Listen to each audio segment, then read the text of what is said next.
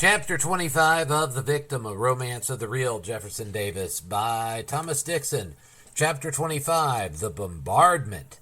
Baton Rouge. Seized with excitement on the day of Jenny's arrival, every wagon and dray was pressed into service. The people were hauling their cotton to be burned on the commons. Negroes swarmed over the bales, cutting them open, piling high the fleecy lint, and then applying the torch. The flames leaped upward with a roar and dropped as suddenly into a smoldering and smoking mass. A crowd rushed to the wharf to see them fire an enormous flatboat piled mountain high with cotton. A dozen bales had been broken open, and the whole floating funeral pyre stood shrouded in spotless white, which leaped into flames as it was pushed into the stream. Along the levee, as far as the eye could reach, Negroes crawled like black ants rolling the cotton into the river.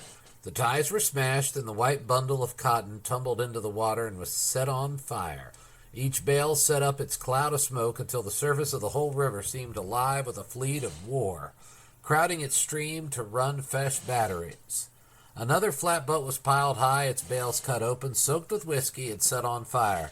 The blue flames of burning alcohol gave a touch of weird and sinister color to the scene. The men who owned this cotton stood by cheering and helping in its destruction. The two flatboats with flames leaping into the smoke pall of the darkened skies led the fleet of fire down the river to greet Farragut's men in their way. Every saloon was emptied and every gutter flowed with wine and liquor. Jenny found her grandmother resting serenely in her great rocking chair, apparently indifferent to the uproar of the town. The household, with its 70-odd Negro servants, was running its usual smooth, careless course. Jenny read aloud the announcement in the morning paper of Butler's order to New Orleans. All devices, signs, and flags of the Confederacy shall be suppressed. She clenched her fists and sprang to her feet. Good! I'll devote all my red, white, and blue silk to the manufacture of Confederate flags. When one is confiscated, I'll make another. I'll wear one pinned on my bosom. The man who says take it off will have to pull it off himself. The man who does that, well, I have a pistol ready. What are you saying, dear? The old lady asked with her thin hand on her ear. Oh, nothing much, Grandma dear, was the sweet answer. I was only wishing I were a man. She slipped her arms around her thin neck and whispered this in deep, tragic tones. With a bound she was off to the depot to see the last squad of soldiers depart for the front before the gunboats arrived. They waved their hats to the crowd of women and children as the train slowly pulled out. God bless you, ladies. We're going to fight for you. Jenny drew her handkerchief, waved, and sobbed the chorus in reply. God bless you, soldiers. Fight for us. 4 hours later, the black gunboats swung at their anchors. The proud little conquered city lay at the mercy of their guns. Jenny watched them with shining eyes, and with that without fear. The Union flag was streaming from every peak and halyard. The girl rushed home, made a flag 5 inches long, pinned it to her shoulder, and deliberately walked downtown. Mattie Morgan joined her at the corner and drew one from the folds of her dress, emboldened by the example. They marched straight to the State House terrace to take a good look at the Brooklyn lying close inshore. 15 or 20 federal officers were standing on the first terrace, stared at by the crowd as if they were wild beasts. Oh, Mattie, Jenny faltered, we didn't expect to meet these people. What shall we do? Stand by your colors now. There's nothing else to do. On they marched, hearts thumping painfully with conscious humiliation at their silly bravado. Fine, noble-looking, quiet fellows, these officers in blue, refinement and gentlemanly, bearing in every movement of their stalwart bodies. They had come ashore as friendly sightseers and stood admiring the beauty of the quaint old town. Jenny's eyes filled with tears of vexation. Let's go home, Mattie. I say so, too. Never again for me. I'll hang my flag on the mantle. I'll not try to wave it in the face of a gentleman again. What silly fools we were. The federal commander of the fleet had warned the citizens of Baton Rouge that any hostile demonstration against his ships or men would mean the instant bombardment of the town. Jenny had just finished breakfast and helped her grandmother to find her way to the rocker. Mandy had been sent to the store for some thread with which to make a new uniform for one of the boys. Jenny resolved to turn her energies to practical account now. No more flaunting of tiny flags in the faces of brave, dignified young officers of the Navy. The maid rushed through the hall with wild excitement. She had run every step back from the store without the thread. "Lordy, Miss Jenny," she gasped. "Something awful happened." "What is it? What's the matter?" Mandy stood in dumb terror, the whites of her eyes shining. She was listening, apparently, for the archangel's trumpet to sound. Jenny seized her shoulders. "What's the matter? Tell me before I murder you." "Yas'm," Mandy gasped, and again her head was cocked to one side as if straining her ears for the dreaded sound of Gabriel. "What happened? Tell me," Jenny stormed. At last poor Mandy's senses slowly returned. She stared into her young mistress' face and gasped. "Yas'm, Mr. Castle killed a Yankee officer on the ship and they going to shell." Boom! The deep thunder peal of a great gun shook the world. There was no mistaking that sound or its meaning. The fleet had opened fire on the defenseless town. Mandy's teeth chattered and her voice failed, and then pandemonium. Poor old Negroes and helpless pickaninnies swarmed into the house for shelter from the doom of Judgment Day. "Run! Run for your lives! Get out of the way of those shells!" Jenny shouted. Her 3 terror-stricken maids huddled by her side in helpless panic. Her grandmother sprung to her feet and asked in subdued tones, "What is it, child?" "The fleet's shelling the town, Grandma. You'll be killed. The house will be smashed. You must run. Run for your life." Jenny screamed her warning into the sweet old lady's ear and seized her by the hand. They can't shell a town full of helpless women and children, my dear," the grandmother protested gently. "It's impossible." Boom! Boom! Pealed 2 guns in quick succession. "The Lord save us!" Lucy screamed. "You see they're doing it. Come!" Jenny grasped her grandmother's hand firmly and dragged her from the house. From the servants' quarters came one long wail of prayer and lamentation, mingled with shouts and exhortation. An old bedridden black woman, a fervent Methodist, raised a hymn. "Better days are coming. We'll all go right." Jenny had reached the gate when she suddenly remembered her canary, a present Billy had given her on her 18th birthday. She rushed back into the house, snatched the cage up, and started on the run again. What was the use? It was impossible to take the bird. He would starve to death. She quickly opened the cage, took him out, and kissed his yellow head. "Goodbye, Jimmy, darling." The tears would come in spite of all she could do. "I hope you'll be happy." With quick decision, she tossed him in the air. The bird gave one helpless chirp of surprise and terror at the strange new world, fluttered in a circle, spread his wings, and at last he was gone. The girl brushed her tears away and returned to her grandmother's side. The gravel was cutting her feet. Her shoes were utterly unfit for running. She would rush back and get a pair of boys' strong ones. She had worn them before. "Wait, Grandma," she shouted. "I must change my shoes." Back into the house she plunged and found the shoes. Seeing the house still standing, she thought of other things she might need, grasped her toothbrushes, and thrust them in her corset. She would certainly need a comb. She added that. A powder bag and lace collar lying on the bureau were also saved. Her hair was tumbling down. She thought of hairpins and tucking comb, and added them. Her grandmother, in alarm, came back to find her. They decided between them to fill a pillowcase with little things they would certainly need. There was a lull in the shelling. Jenny's maids rushed back in terror at being left alone. The guns again opened fire with redoubled fury. Still bent on saving something, Jenny grabbed 2 soiled underskirts and an old cloak and once more dragged her grandmother to the door. 5 big shells sailed squarely over the house at the same moment. They seemed to swing in circles, spiral-shaped like corkscrews. The dull whiz and swish of their flight made the most blood-curdling, unearthly noise. Her grandmother fumbled at the door, trying to turn the bolt of the unused lock. "Don't fool with that door, Grandma," Jenny cried. "Run! Run, you'll be killed." "I won't run," the old lady said with firm decision. "I'll go down there and tell those cowards what I think of them firing on women and children." A big shell whizzed past the house, and Grandma jumped behind a pillar. She was painfully deaf to human speech, but the whiz of that shell found her nerves. They ran now without looking back, ran at least for 100 yards until the poor old lady could run no more, and then they walked as rapidly as possible. They were at last on the main country road leading out of town, hurrying terror-stricken people, young, old, black and white, were passing them every moment now. A mile and a half out, her grandmother broke down completely. A gentleman passing in a buggy took pity on her gray hairs and lifted her to the seat by his side, while his own little ones crouched at her feet. Jenny waved her hand as they drove off. "I'll find you somewhere, Grandma dear. Don't worry." Another mile she trudged with Mandy and Lucy clinging to her skirts, and then sat down to rest. Her nerves were slowly recovering their poise, and she began to laugh at the funny sights the terror-stricken people presented at every turn. A cart approached, piled high with household goods. "Let's ride, Mandy," Jenny cried. "Yassum, that's what I says, too," the little black maid says eagerly. The cart belonged to a neighbor. It was driven by an old Negro man. "Let us ride, Uncle," Jenny called. The old man pulled the reins quickly and laughed good-naturedly. "Dat you shall, honeys.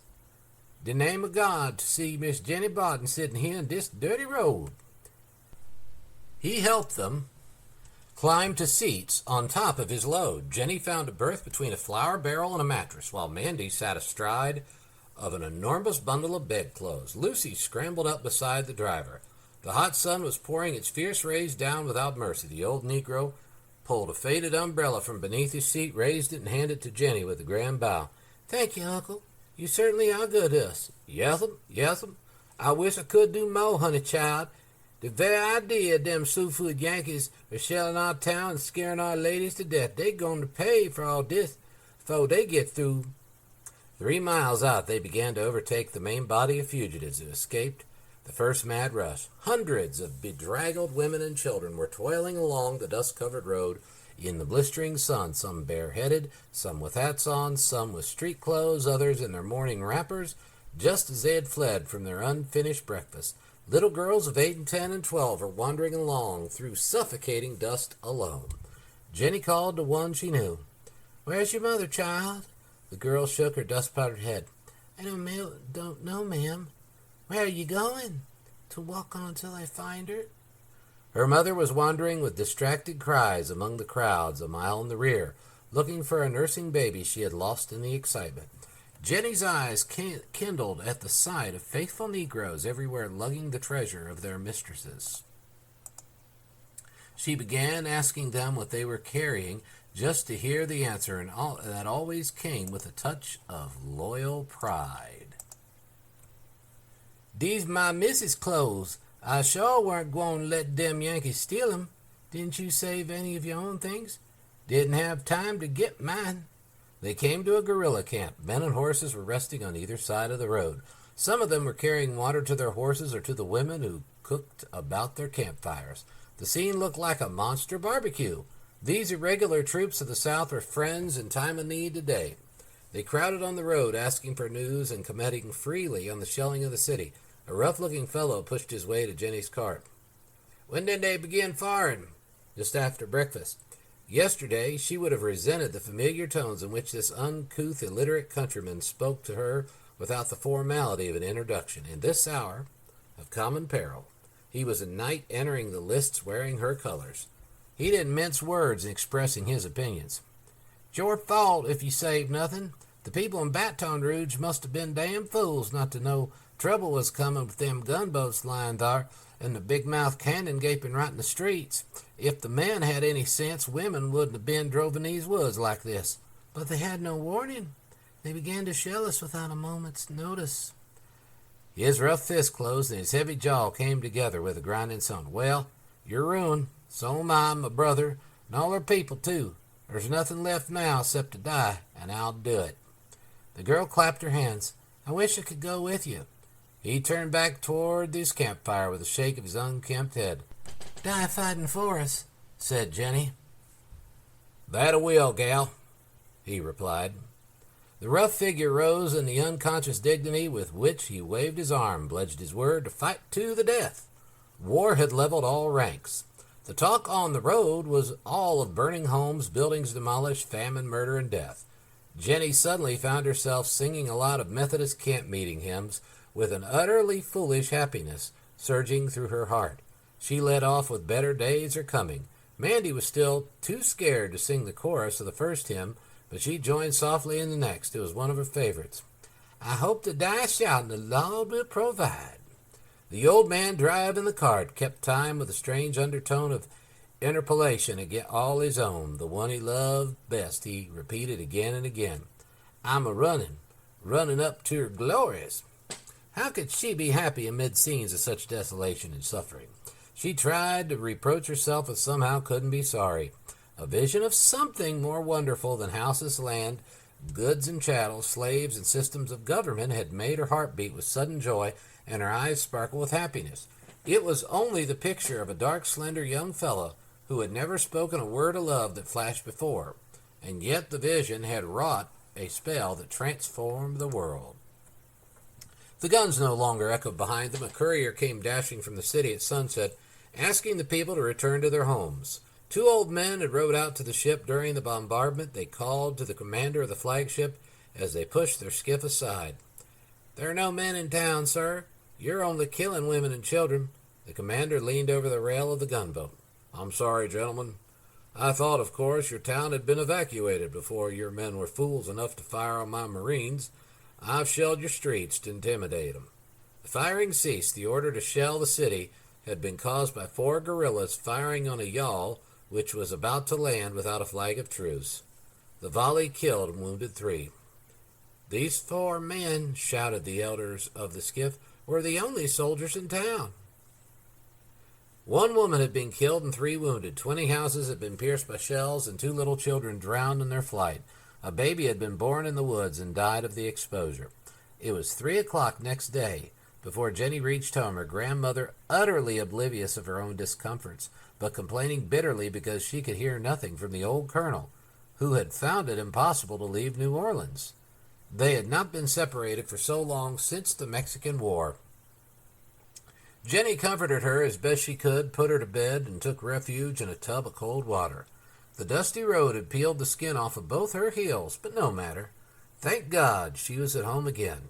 Orders were issued now from the federal commandant for the government of the town. No person was permitted to leave without a pass. All families were prohibited to leave except persons separated by the former exodus. Cannon were planted in every street. 5,000 soldiers had been thrown into the city. General Williams commanding. Any house unoccupied by its owners would be used by the soldiers. Jenny decided to stick to the house at all hazards until forced to go. She walked down to the post office in vain hope a letter might have come through from New Orleans to her grandmother. Soldiers were lounging in the streets in squads of 40 and 50. Crowd was playing cards in the ditch and swearing as they fought the flies. Crowds of soldiers relieved from duty were marching aimlessly along the streets. Some were sleeping in the pavements. Others sprawled flat on their backs in the sun, heads pillowed in each other's lap. To her surprise, a letter addressed in the familiar handwriting of her brother was handed out at the post office by a young soldier in charge. The seal had been broken. Jenny's eyes flashed with rage. "How dare you open and read my letter, sir?" she cried with indignation. "I'm sorry, miss," he answered politely. "We're only soldiers. Our business is to obey orders." Jenny blushed furiously. "Of course, I beg your pardon. I wasn't thinking when I spoke." She read the letter with eager interest. "Dearest little sister, you must bring grandmother to New Orleans at the earliest possible opportunity. Grandpa can't get out. He's restless and unhappy as a caged tiger. Do come quickly. If you need money, let me know. Hoping soon to see you with a heart full of love. Your big brother, Roger." It would be best. Her grandmother would be safe there in any event. If our troops again captured New Orleans, she would still be in the house of the South. If the Federal Army still held it, she was at home in her grandson's house. The wildest rumors were flying thick. No passes would be issued to leave the city on any pretext. Beauregard was reported to about move his army from Corinth to attack Baton Rouge. The troops were massing for the defense of the city. The Federal cavalry had scoured the country for 10 miles in search of guerrillas. Through all the turmoil and confusion of the wildly disordered house, Jenny kept repeating the foolish old hymn in soft monotones. "I hope to die shouting, the Lord will provide." General Williams sent a guard to protect the house. A file of 6 soldiers marched to the gate, and their commander saluted. "Madam, the pickets await your orders." General Williams had met her brother in New Orleans. His loyalty was enough to mark the beautiful old homestead for protection. Jenny laughed. It was a funny situation were it not so tragic. Her father and 3 brothers fighting these men with tooth and nail while an officer saluted and put his soldiers at her command. Butler's men were arresting the aged citizens of Baton Rouge now. Without charge or warrant, they were hustled on the transports, hurried to New Orleans, and thrown in jail. Jenny ground her white teeth with rage. Oh, to be ruled by such a wretch! From the first day he had set foot on the soil of Louisiana, Butler had made himself thoroughly loathed. His order, reflecting on the character of the women of New Orleans, had not only shocked the South, but roused the indignation of the civilized world. A proud and sensitive people had no redress. One of the first 6 citizens sentenced to prison in Fort Jackson was Dr. Craven, the Methodist minister. Soldier nosing about his house at night had heard the preacher at family prayers. He had asked that God's blessing on the cause of the South while kneeling in prayer. Well, Jenny heard of it. She cried through her tears, "Show me a dungeon deep enough to keep me from praying for my brothers who are fighting for us." The speech of Butler, which had gone furthest and sank deepest into the outraged souls of the people of southern Louisiana, was his defiant utterance to Solomon Benjamin on the threat of England to intervene in our struggle. "Let England or France dare try it," Butler swore in a towering rage, "and I'll be damned if I don't arm every Negro in the South and make them cut the throats of every man, woman, and child in it. I'll make them lay this country waste with fire and sword and leave it desolate." But Butler was capable of using his enormous power as the military governor of Louisiana to accomplish his purpose. No one who had any knowledge of the man or his methods doubted for a moment. On the slightest pretext, he arrested whom he pleased, male, female, and threw him into prison. Aged men who had incurred his displeasure were confined at hard labor with ball and chain.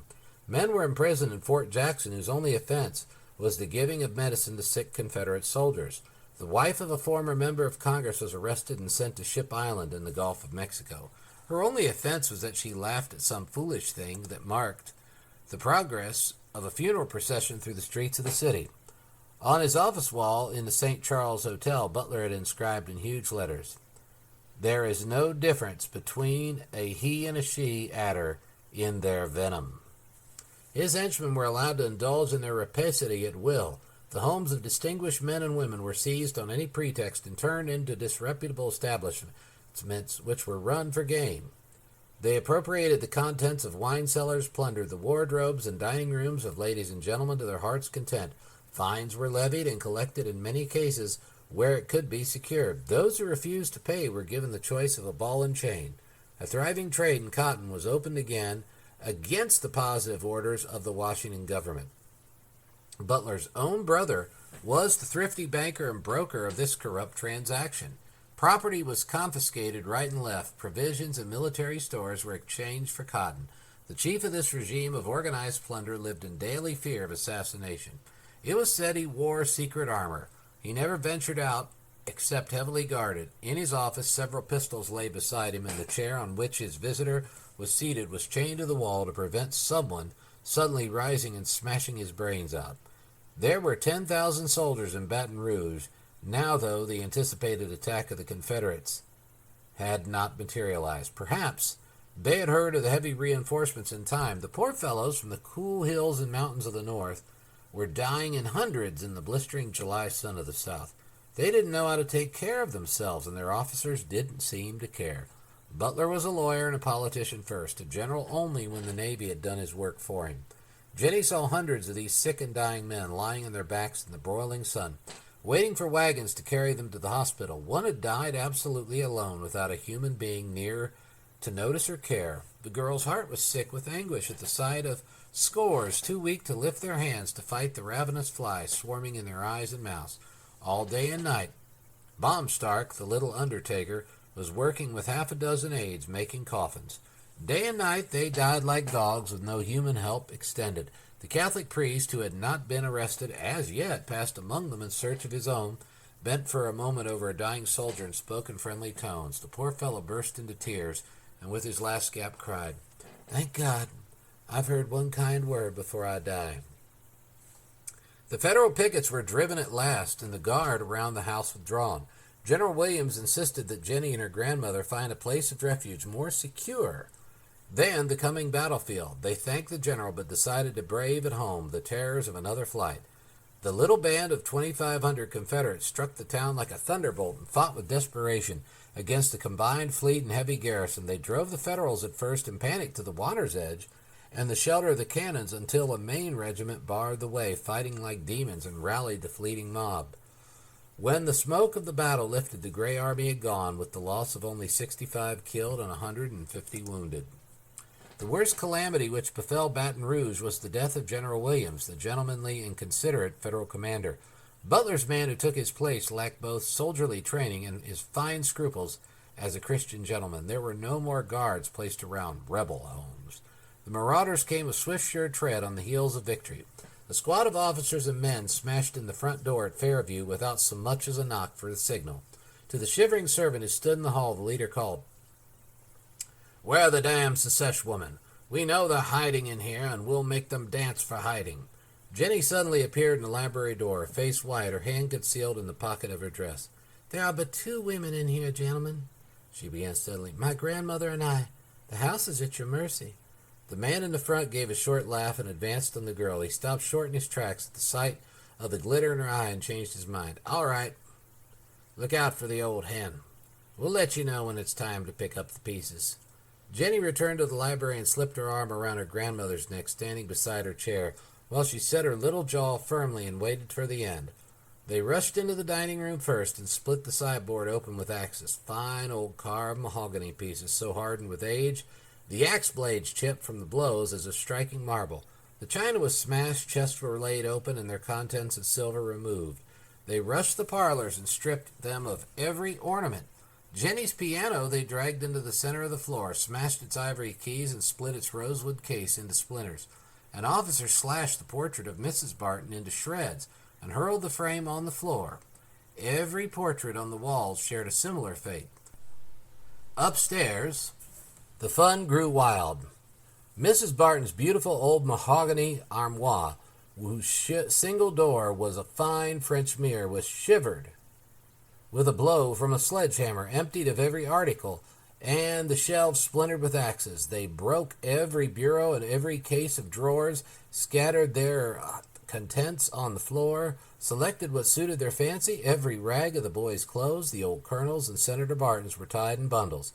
They entered Jenny's room, broke every mirror, tore down the rods from the bed, and ripped the net to shreds. The desk was split, letters turned out and scattered over the floor. A light sewing machine was sent below for a souvenir. The heavy one was broken with an axe. From Jenny's bureau they tore a pink-flowered muslin, stuck it on a bayonet, and paraded the room, the officers striking it with their swords, shouting their dull insults. "I've struck the damned secesh, the proud little hellion. That's the time I cut her." One seized her bonnet, put it on, tied the ribbon under his chin, and amid the shouts of his half-drunken companions paraded the house and wore it to the streets when he left. When the noise had died away and the house was still at last, Jenny came forth from her little room which she had taken refuge, leading her grandmother. Hand in hand they viewed the wreck. The thing that hurt the girl the most of all was the ruin of her desk, her letters from Dick Welford, the boys, her father and mother, the diary she had kept with her intimate secrets of her young heart. All had been opened, thumbed, and thrown on the floor. The little perfumed notes she had received from her first beau, invitations to buggy rides, concerts, parties, and all of them beginning compliments of, had been profaned by dirty, greasy fingers. Some were torn into little bits and scattered over the room. Others were ground into the floor by hobnails and heavy boot heels. Her last letter from Sokola was stolen, to be turned over to the commander for inspection, no doubt, and then she broke into a foolish laugh. The strain was over. What did it matter? His clutter of goods and chattels on the floor. She was young. It was the morning of life, and she had met her fate. In a sudden rush of emotion, she threw her arms around her grandmother's neck and cried, "Thank the Lord, Grandma. They didn't shoot you." The sweet old lady was strangely quiet, and her eyes had a queer set look. She bore the strain without break until they entered the wreck of the stately parlor. She saw the slashed portrait of the colonel lying on the sound floor and sank in a heap beside it without a word or sound. Jenny succeeded at last in obtaining a pass to New Orleans, consigning the body to Judge Roger Barton. She stepped on board the little steamer absolutely alone. Every servant had gone to the camp of the soldiers or had entered the service of the crowd of marauders who decided to return to Fairview and occupy the house.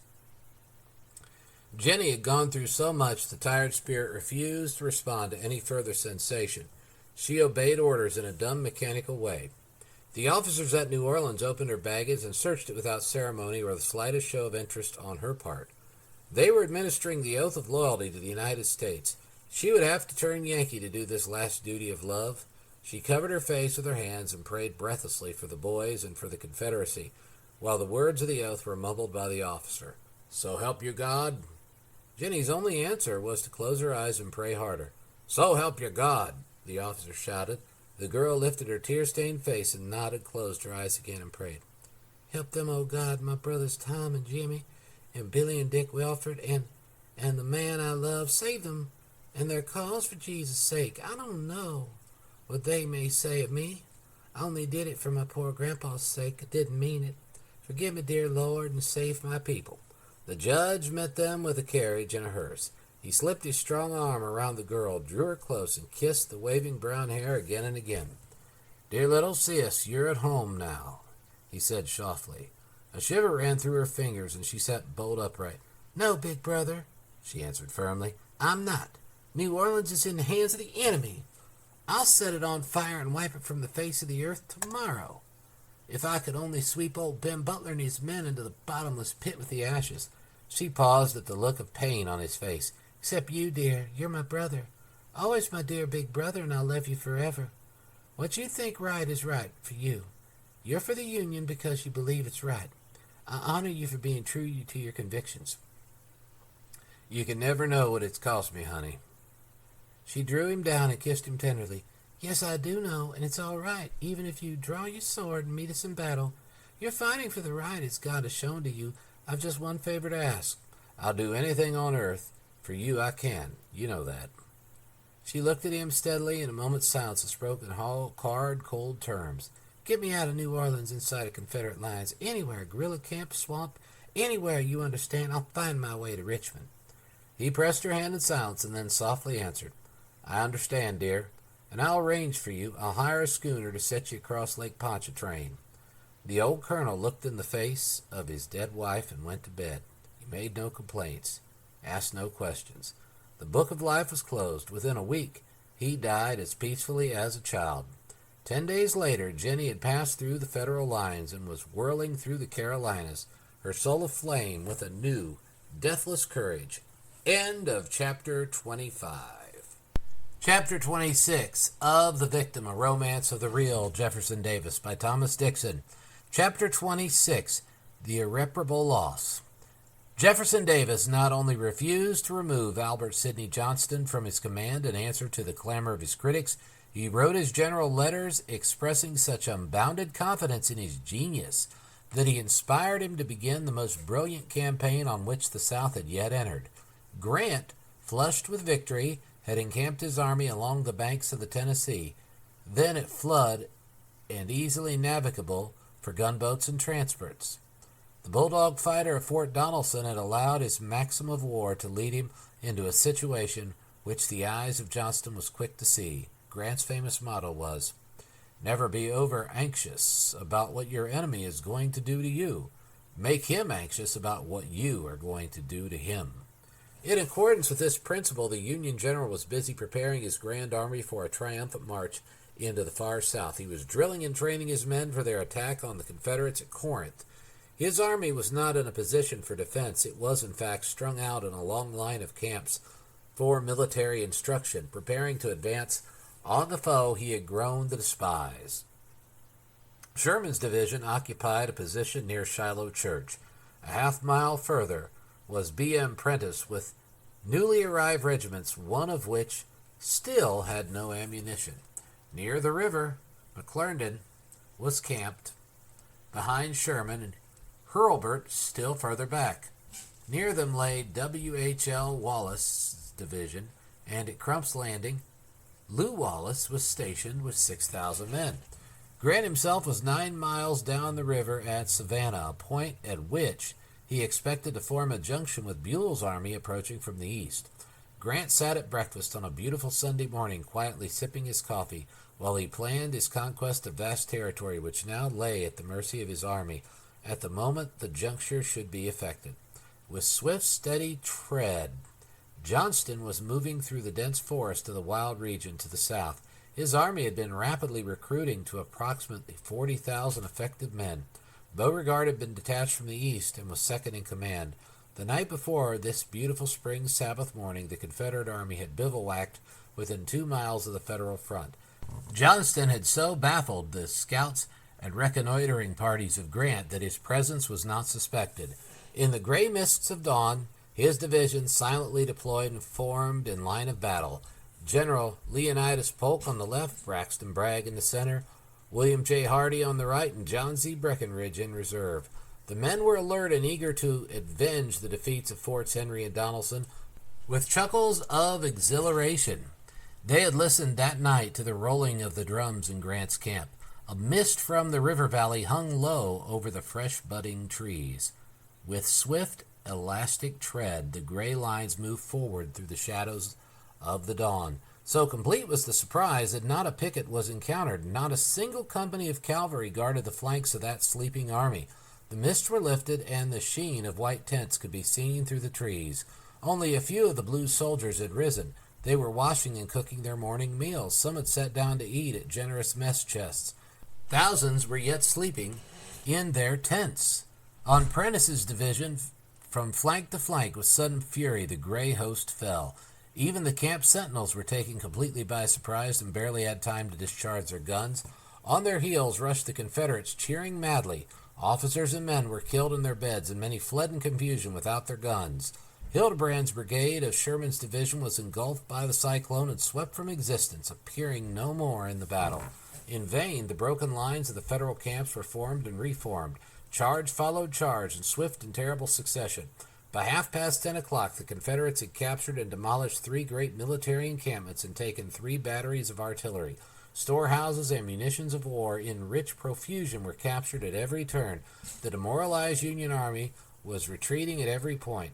When Grant reached the field, the lines of the attack and defense were lost to confusion.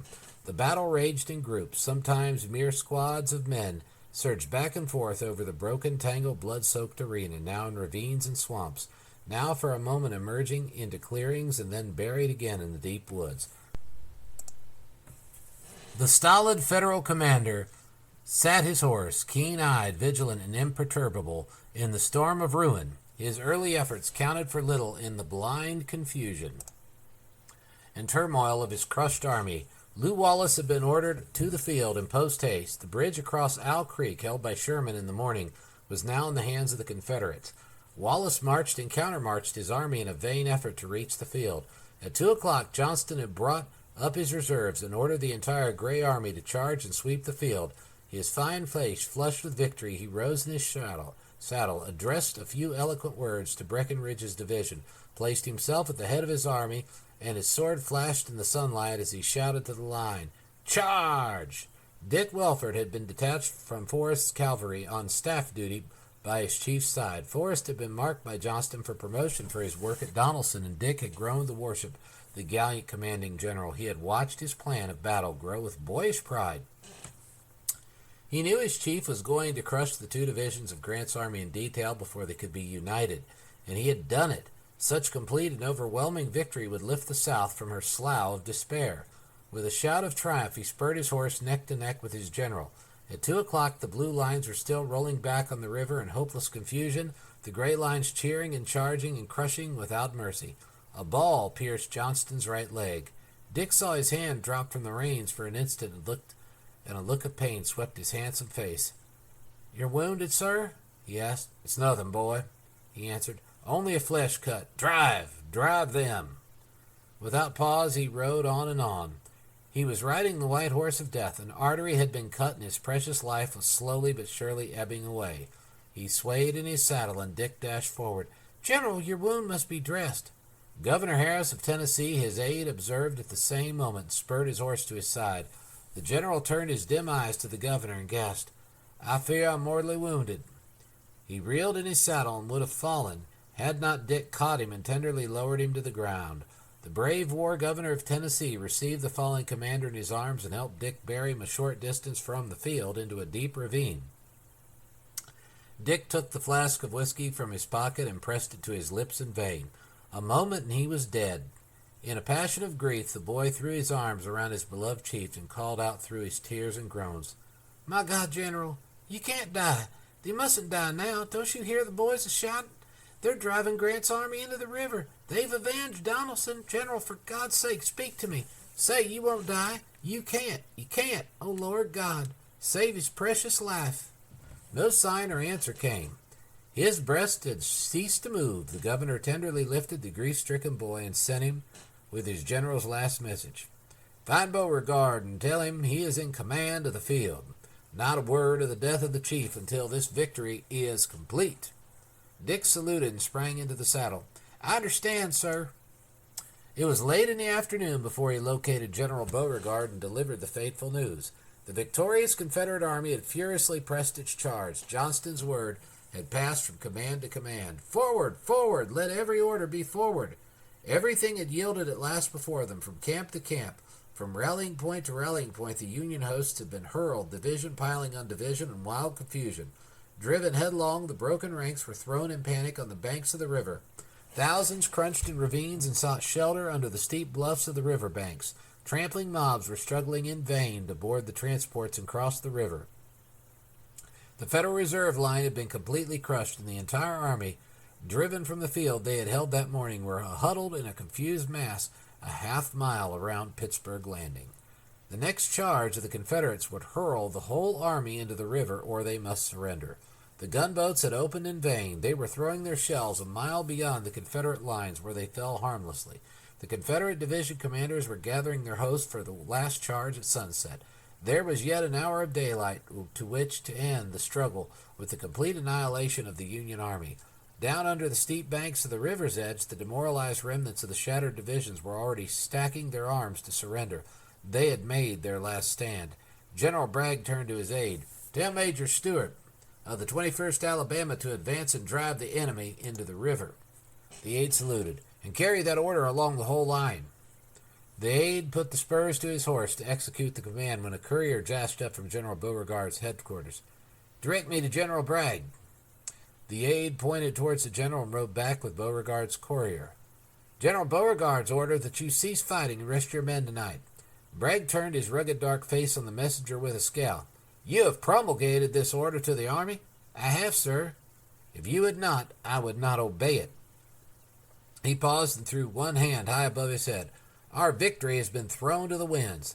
The sudden and inexplicable abandonment of this complete and overwhelming success was one of the most remarkable events in the history of modern warfare. The men bivouacked on the field. The blunder was fatal and irretrievable. Even while the order was being given to cease firing, the advance guard of Buell's army was already approaching on the other bank of the river. 25,000 fresh men under cover of darkness began to pour their lost lines into position to save Grant's shattered ranks. At night fell another misfortune on the way to obscure the star of Beauregard. His soldiers, elated with their wonderful victory, broke into disorderly plundering of the captured Federal camps. Except for a few thousand sternly disciplined troops, under Bragg's command, the whole Southern army suddenly degenerated into a mob of roving plunderers, mad with folly. In the rich stores of the Federal army, thousands of gallons of wines and liquor were found. Hundreds of gray soldiers became intoxicated, while scenes of the wildest revelry and disorder were being enacted around campfires. Buell's army was silently crossing the river under cover of night and forming in line the battle for tomorrow's baptism of blood. Albert Sidney Johnston's body lay cold in death, and the army of the victorious South had no head. Better had there been no second general full rank in the field. Either of Johnston's division commanders, Bragg, Hardee, Polk, or Breckinridge, would have driven Grant's panic-stricken mob into the river within an hour if let alone. But the little hero of Bull Run of the flower-decked tent halted his men to rest for the night at the very hour of the day when Napoleon ordered his first charge on one of his immortal battlefields. Beauregard gave his foe ample time for breakfast the next morning. The sun was an hour high in the heavens before the battle was joined. The genius of Johnston had surprised Grant and rolled his army back on the river, never pausing a moment to give him time to rally his broken ranks. But when Beauregard leisurely led his disorganized army the next morning against Grant's new lines, there was no shock, no surprise. The line was ready. His panic-stricken men had been reorganized and massed in strong defensive positions and reinforced by the division of Generals Nelson, McCook, Crittenden, and Thomas of Buell's army, 25,000 strong. Lew Wallace's division had also effected the junction, and the Federal front presented a solid wall of 53,000 determined men against whom Beauregard must now throw his little army of 30,000 effective fighters. The assault was made with dash and courage. For 4 hours the battle raged with fury. The shattered regiments that had been surprised and crushed the day before yielded at one time before the onslaughts of the Confederates. By noon, Beauregard had sent into the shambles his last brigade and reserves, and shortly afterward gave his first order to withdraw the army. Breckinridge's division covered the retreat, and there was no attempt at pursuit. Grant was only too glad to save his army. The first great battle of the war had been fought and won by the genius of the South's commander, and its results thrown away by the hero of Bull Run. Never was the wisdom of a great leader more thoroughly vindicated than that of Jefferson Davis in the record of Albert Sidney Johnston at Shiloh. The men who had been the loudest in demanding his removal stood dumb before the glory of his genius. The death list of the battle sent a shiver of horror throughout the North and the South. All other battles of the war were but skirmishes to this. The Confederate losses in killed, wounded, and missing were 10,699. At Bull Run, the combined armies of Joseph E. Johnston and Beauregard lost but 1,964 men. Grant's army lost 13,162 in killed, wounded, and prisoners. McDowell at Bull Run had lost but 2,700 and yet was removed from his command. The rage against Grant in the North was unbounded. The demand for his removal was so determined, so universal, so persistent, it was necessary for Abraham Lincoln to bow to it temporarily. Lincoln positively refused to sacrifice his fighting general for his first heir, but sent Halleck into the field as commander-in-chief and left Grant in command of his division. The bulldog fighter of the North learned his lesson at Shiloh. The South never again caught him napping.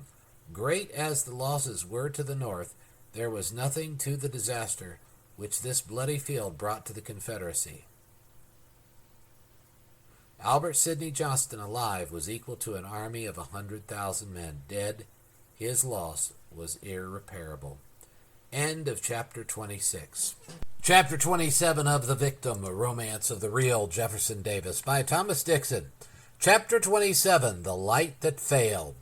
The struggle which Jefferson Davis was making to parry the force of the mortal blows delivered by the United States Navy at last gave promise of startling success. The flight to establish the right of the Confederacy to arm its allies under letters of marque and reprisal had been won by the Southern president. The first armed vessel sailing under the orders of Davis, which was captured by the Navy, had brought the question to sharp issue. The Washington government had proclaimed the vessels flying the Confederate flag under letters of marque to be pirates and subject to treatment of felons. The captain and the crew of the Savannah, which was captured, had been put in irons and condemned to death as pirates. If the Washington government could make good this daring assumption, the power of the Confederacy to damage the commerce of the North would be practically destroyed at a blow. Davis met the crisis with firmness. He selected an equal number of federal prisoners of war in Richmond and threw them into a dungeon below Libby Prison. He dispatched a letter to Washington whose language could not be misunderstood. Dare to execute an officer or sailor of the Savannah, and I will put to death as felons an equal number of federal officers and men. I have placed them in close confinement and ordered similar treatment to that accorded our prisoners from the captured vessel. Sokola received a message summoning him to the house on Church Hill. A courier had arrived from Washington. The government must know immediately if these threats were idle or genuine. If Jefferson Davis should dare to execute those 13 officers and men, the administration could not resist the storm of indignant protest which would overwhelm it from the North. Sokola read the cipher dispatch by the dim light of the candle in his attic and turned to Miss Van Loo. My information in the State Department is of the most positive kind. The prisoners have been put in the dungeon set apart for condemned felons, and they but wait the word of execution of the men of the Savannah to be led to certain death. It may be talk. We must know. Apply for permission to visit the condemned men and minister to their comfort. At once, was the prompt response. I've made friends with Captain Todd, the commandant of Libby Prison. I'll succeed. Crazy Bet appeared at Libby Prison the next morning with a basket of flowers for the condemned men. Captain Todd humored her mania. Poor old abolition fanatic, she could do no harm. She was too frank and outspoken to be dangerous. Besides, it was a war of brothers. His own sister was the wife of Abraham Lincoln. These condemned men were the best blood of the North. It was a pitiful tragedy. Miss Van Loo was with a market basket on her arm, watched for Socola's appearance from the office of the Secretary of State. The young clerk was walking slowly down Main Street and turned into an unused narrow road at the foot of the hill. Crazy Bet, swinging the basket and humming a song, passed him without turning her head. "It's true," she whispered quickly. "All horribly true. 13 of the finest officers of the Union Army have been condemned to death the moment the crew of the Savannah executed, among them Colonel Cochran of New York and Colonel Paul Revere of Massachusetts. The dispatch must go tonight." "Tonight," was the short answer. Within an hour, Socola's courier was on his way to Washington with a message which unlocked the prison doors of the condemned men on both sides of the line. Abraham Lincoln stoutly opposed a repetition of the effort to treat Confederate prisoners as outlaws, no matter where they were taken, by land or by sea. Davis had established the legality of his letters of marque, and reprisal was beyond question.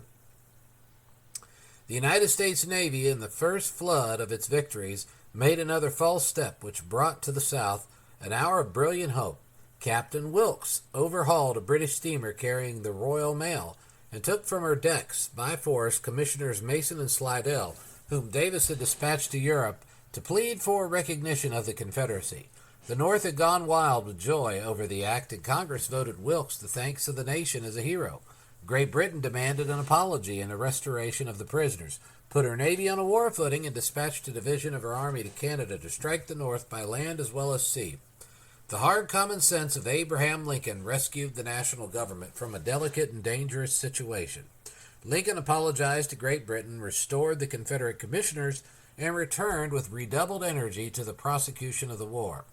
In answer to the shouts of demagogues and the reproaches of both friend and foe, the homely rail splitter from the West had a simple answer: one war at a time. Jefferson Davis watched this threat of British invasion with breathless intensity. He saw the hope of thus breaking the power of the Navy fade with sickening disappointment. There was one more hope. The hull of the Merrimac had been raised from the bottom of the harbor of Norfolk, and the work of transforming her into a giant ironclad ship capable of carrying a fighting crew of 300 men had been completed. Though her engines were slow, but the enthusiastic men sent to work to this task by Davis had accomplished wonders. Their reports to him had raised high hopes of a sensation. If this new monster of the sea should succeed single-handedly in destroying the fleet of 6 vessels lying in Hampton Roads, the naval warfare of the world would be revolutionized in a day, and overtures for peace might be within sight. The Norfolk newspapers, under instructions from the Confederate commandant, pronounced the experiment of the Merrimac a stupid and fearful failure. Her steering gear wouldn't work. Her armaments were so heavy she couldn't be handled. These papers were easily circulated at Newport News and at Old Point Comfort among the officers and men of the Federal fleet. The men who had built the strange craft knew she was anything but a failure. With eager, excited hands, her crews finished the last touch of her preparations, and with her guns shotted, she slowly steamed out of the harbor of Norfolk, accompanied by 2 saucy little improvised gunboats, the Beaufort and the Raleigh. Her speed was not more than 5 knots an hour, and she steered so badly the Beaufort was compelled to pull her into the main current of the channel more than once.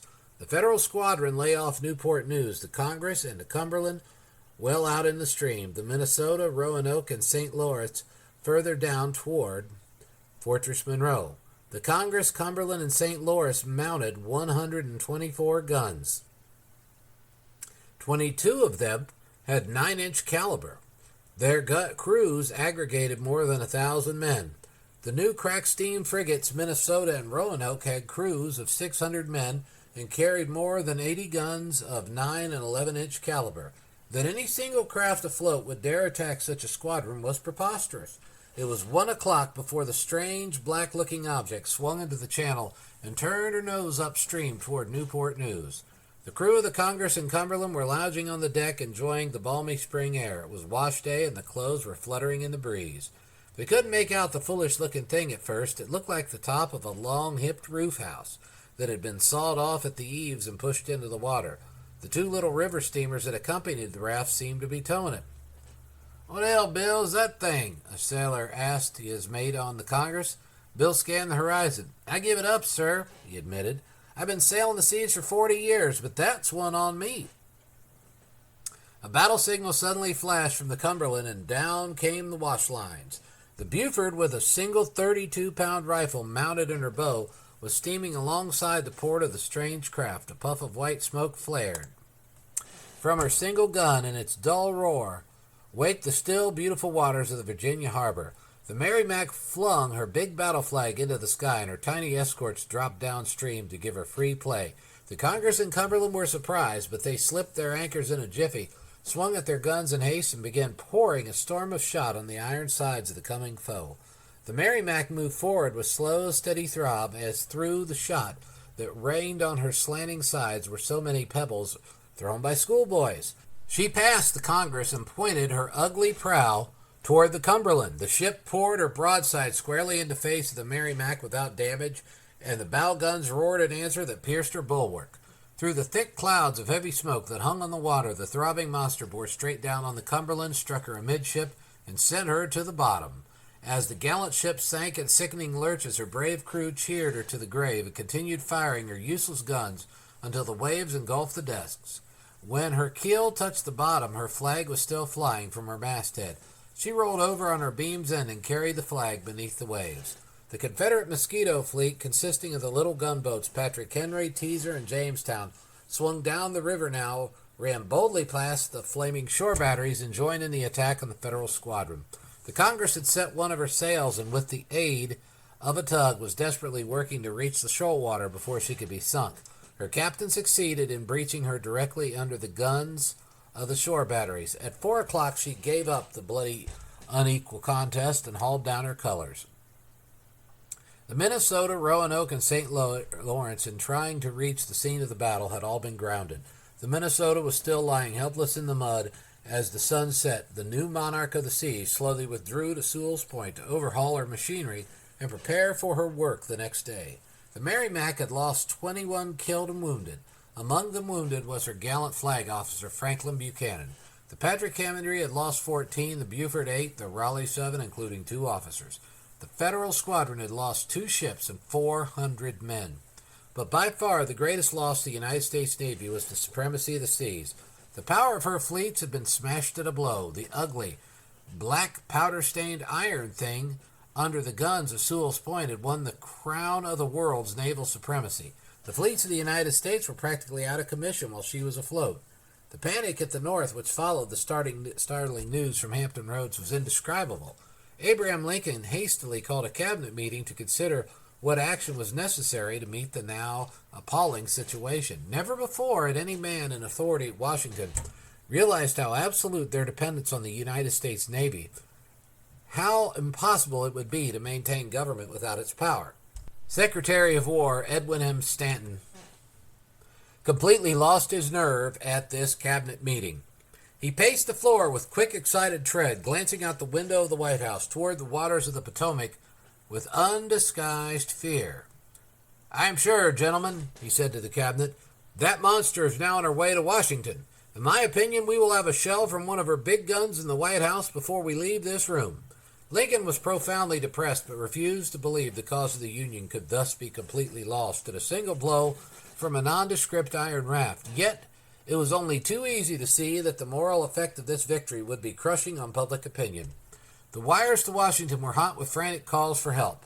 New York was ready to surrender at first demand. So utter was the demoralization at Fortress Monroe, the one absolutely impregnable fort on the Atlantic coast, that the commander had already determined to surrender in answer to the first shot the Merrimac should fire. The preparations for moving McClellan's army to the Virginia Peninsula for the campaign to capture Richmond were suddenly halted. 200,000 men must rest on their arms until the crisis should pass. All orders issued to the Army of Potomac were now made contingent on the destruction of the iron monster lying in Hampton Roads. But one of the strangest coincidences in history in the United States Navy completed an experiment in floating iron at precisely the same moment. While the guns of battle were yet echoing over the water of the harbor, this strange little craft, a floating iron cheese box, was slowly steaming into the Virginia Capes. At 9 o'clock that night, Ericsson's Monitor was beside the panic-stricken Roanoke. When C.S. Bushnell took the model of this strange craft to Washington, he was referred to Commander C.H. Davis by the Naval Board. When Davis had examined it, he handed it back to Bushnell with a pitying smile. "Take the little thing home and worship it. It would not be idolatry because it's made in the image of nothing in heaven above or the earth beneath or in the waters under the earth." Wiser counsels had prevailed, and the floating cheese box was completed and arrived in Hampton Roads in time to put the powers to supreme test. The Merrimac's crew ate their breakfast at their leisure and prepared to drive their ugly duckling into the battle line again and finish the work of destroying the battered Federal squadron. The Merrimac had fought the battle of the day before under constant pounding of more than 100 guns bearing on her iron sides. Her armor was intact. 2 of her guns were disabled by having their muzzles shot off. Her nose had been completely torn off and sank with the Cumberland. One anchor, her smokestacks and steam pipes were shot away. Every scrap of her railing, stations, and boat davits had been swept clean. Her flagstaff was gone, and a boarding pike had been set up in its place. With stern faces and absolute sure of victory, her crew swung down into the stream, crowded on full steam, and moved down on the Minnesota. Close under the ship's side, they saw for the first time the cheese box. They had heard of the experiment of her building, but knew nothing of her rival. Her insignificant size was a surprise, and the big Merrimac dashed at her with a sudden, furious growl of her big guns. The game little bulldog swung out from the Minnesota and made straight for the onrushing monster. The flotilla of gunboats had been signaled to retire and watch the duel.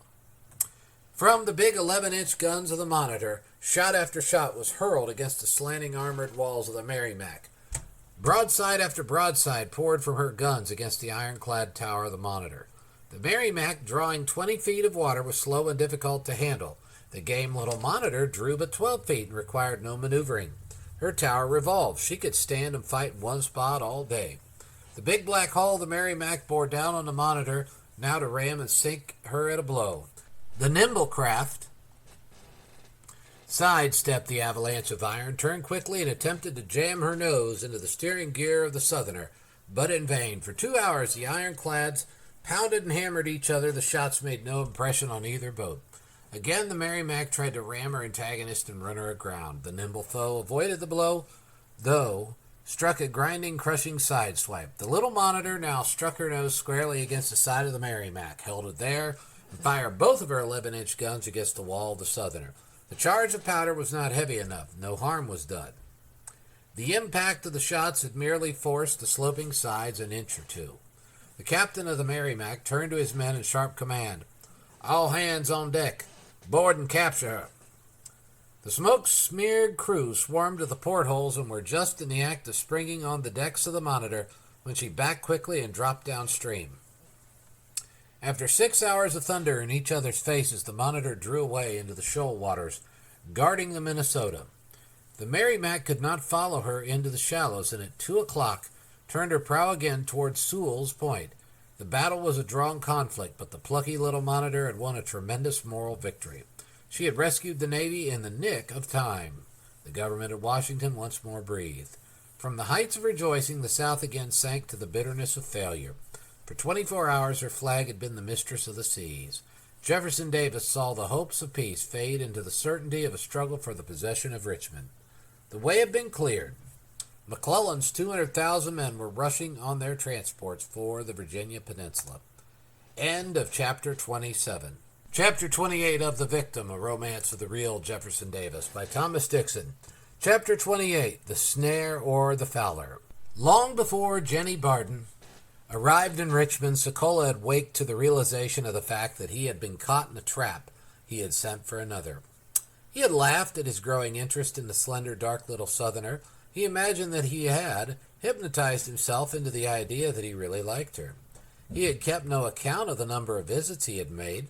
They were part of his program. They had grown so swiftly in the habit of his thought and life that he had not stopped to question the motive that prompted his zeal in pressing his attentions. In fact, his mind had become so evenly adjusted to hers, his happiness had been all so quietly perfect, he had lost sight of the fact that he was pressing her attentions at all. The day she was suddenly called south, and he said goodbye with her brown eyes looking so frankly into his, he was brought sharply up against the fact that he was in love. When he took her warm hand in his to press for the last time, he felt an almost resistless impulse to bend and kiss her. From that moment, he realized he was in love, madly, hopelessly, desperately. He had left the car and hurried back to his post in the State Department, his heart beating like a trip hammer. It was a novel experience. He had never taken girls seriously before. The last girl on earth he had ever meant to take seriously was this slip of a Southern enthusiast. For a moment he was furious at the certainty of his abject surrender. He lifted his eyes to the big columns of the Confederate Capitol and laughed. Come, man. Common sense. This is a joke. Forget it all. To your work. Your country calls. Somehow the country refused to issue but one call, the old eternal cry, love. When he turned, Jenny's brown eyes were smiling into his. He looked at the Confederate Capitol, inspired to deeds of daring, and all he could remember was that she was a glorious little rebel with 3 brothers fighting for the flag that floated here. All he could get out of the supreme emblem of the rebellion was that it was her capital and her flag, and he loved her. And then he laughed for sheer joy that love had come into his heart and made the world beautiful. He surrendered himself body and soul to the madness and wonder of it all. If he could only see his mother and tell her, she could understand. He couldn't talk to the bundle of nerves Miss Van Loo had become. Her eyes burned each day with a deeper and deeper light of fanatical patriotism. He had yielded none of his enthusiasm, but this secret of his heart was too sweet and shared only by a comrade in arms.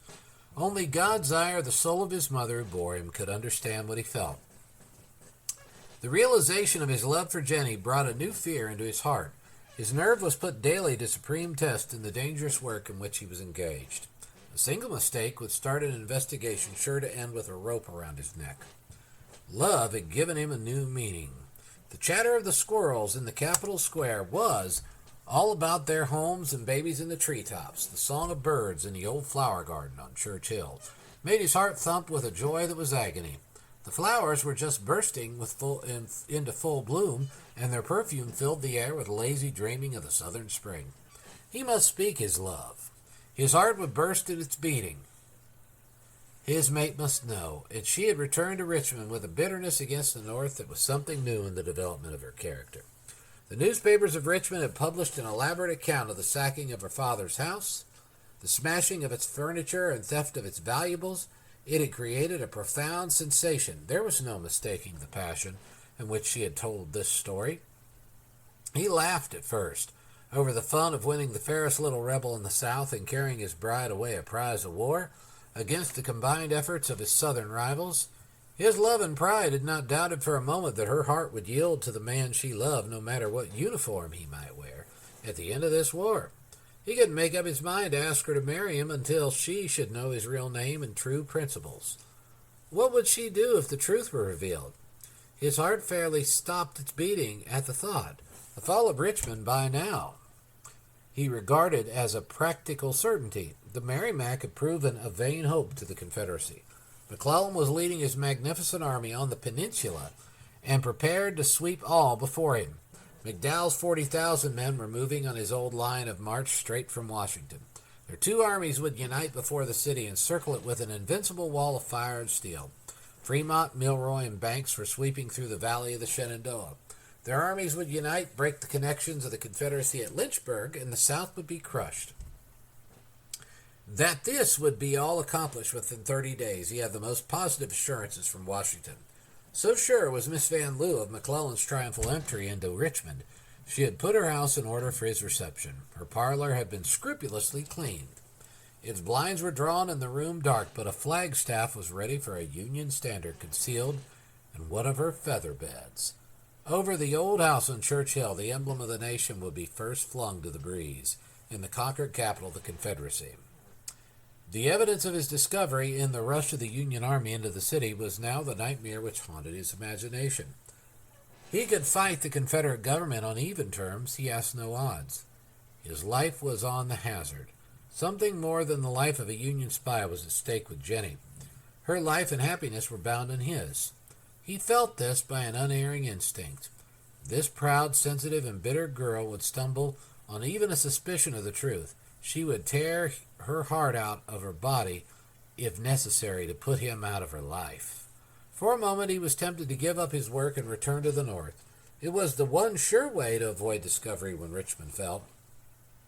The war over, he would have an even chance with other men when its bitterness had been softened. His work in Richmond was practically done. His men could finish it. The number of soldiers in the Southern armies had been accurately counted and reported to Washington.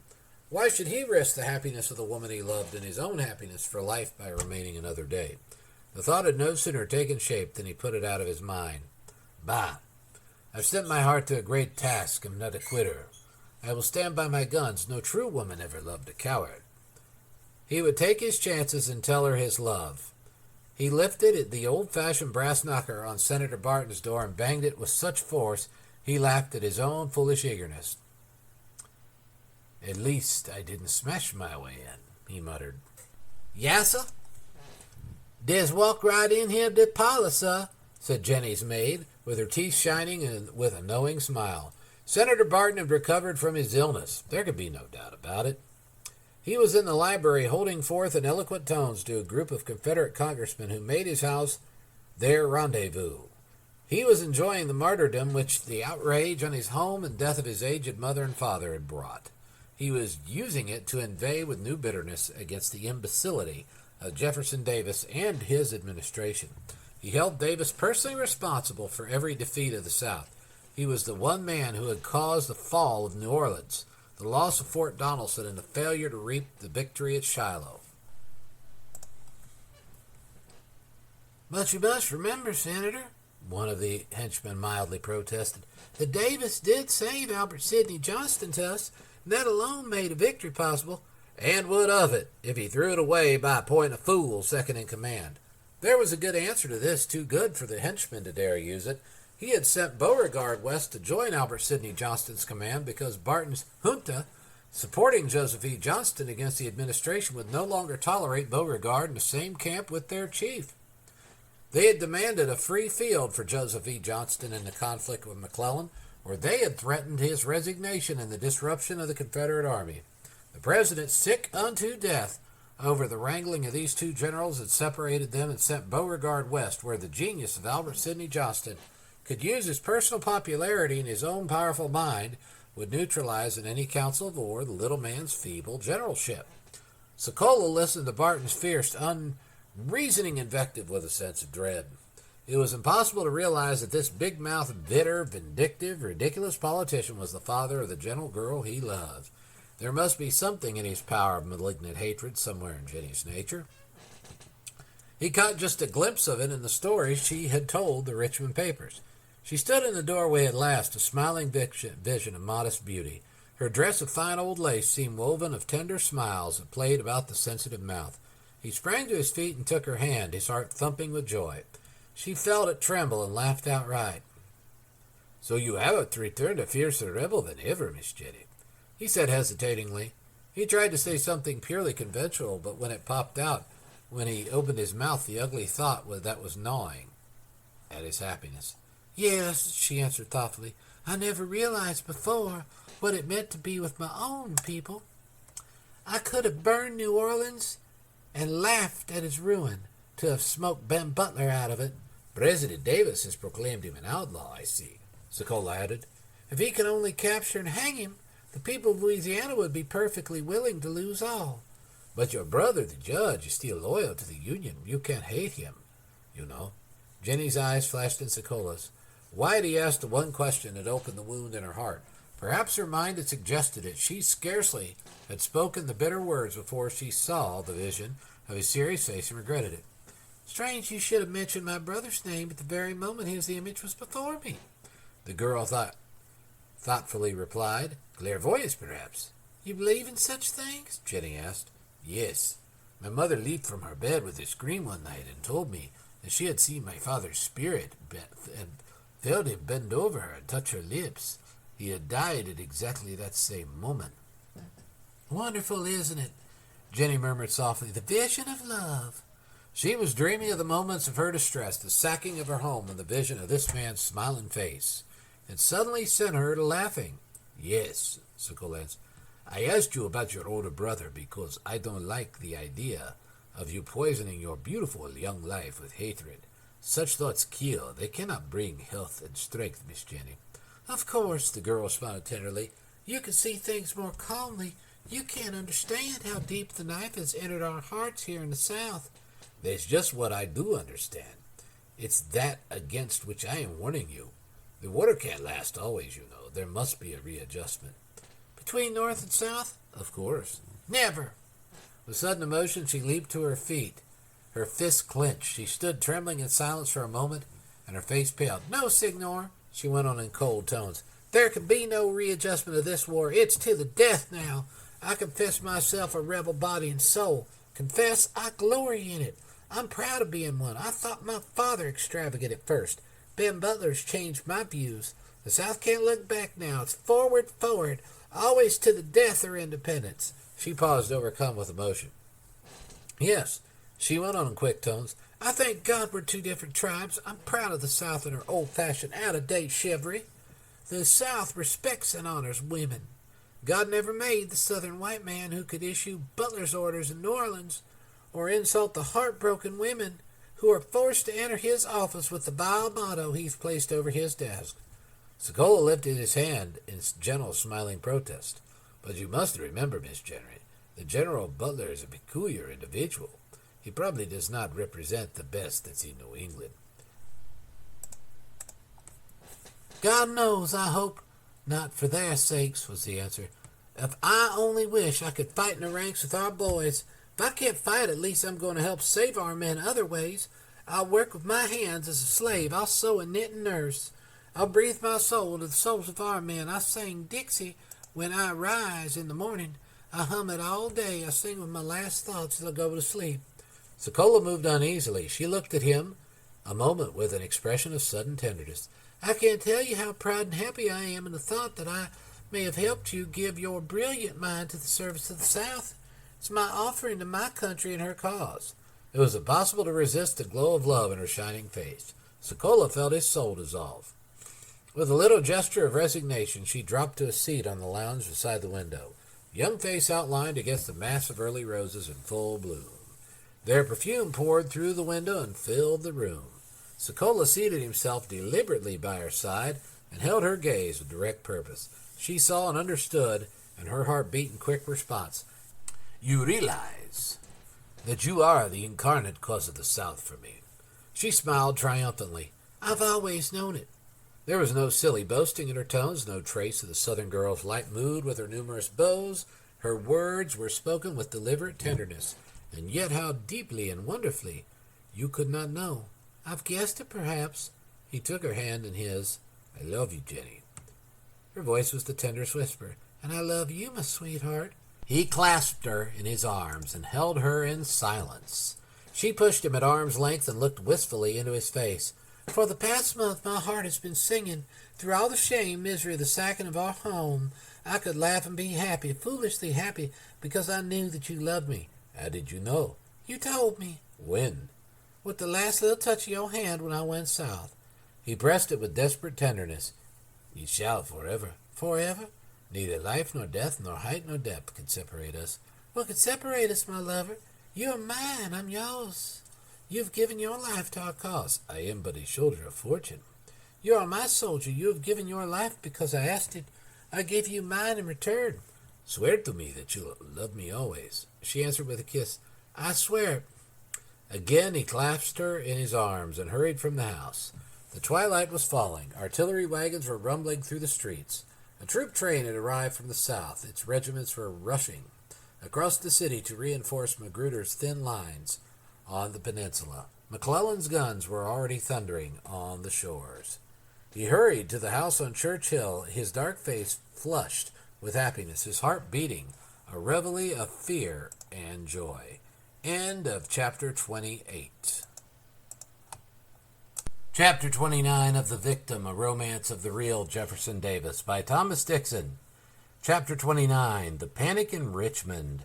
Richmond now entered the shadow of her darkest hour. 3 armies were threatening from the west, commanded by Fremont, Milroy, and Banks, whose forces were ordered to unite. McDowell, with 40,000 men, lay at Fredericksburg and threatened a junction with McClellan, who was moving up the peninsula with an effective army of 105,000.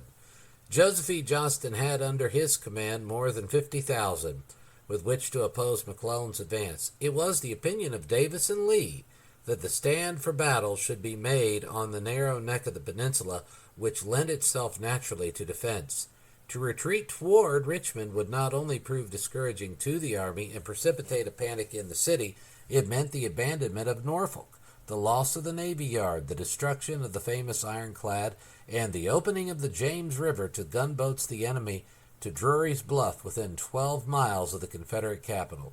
In this crisis, Johnston gave confirmation to the worst fears of the president. He displayed the constitutional timidity and hesitation to fight which marked every step of his military career to its tragic end. With the greatest army under his command which the Confederacy had ever brought together, with Longstreet, Magruder, and G.W. Smith as his lieutenants, he was preparing to retreat without a battle. The president called in council of war General Lee, Randolph, the Secretary of War, and General Johnston. Johnston asked that Longstreet and Smith be invited. The president consented.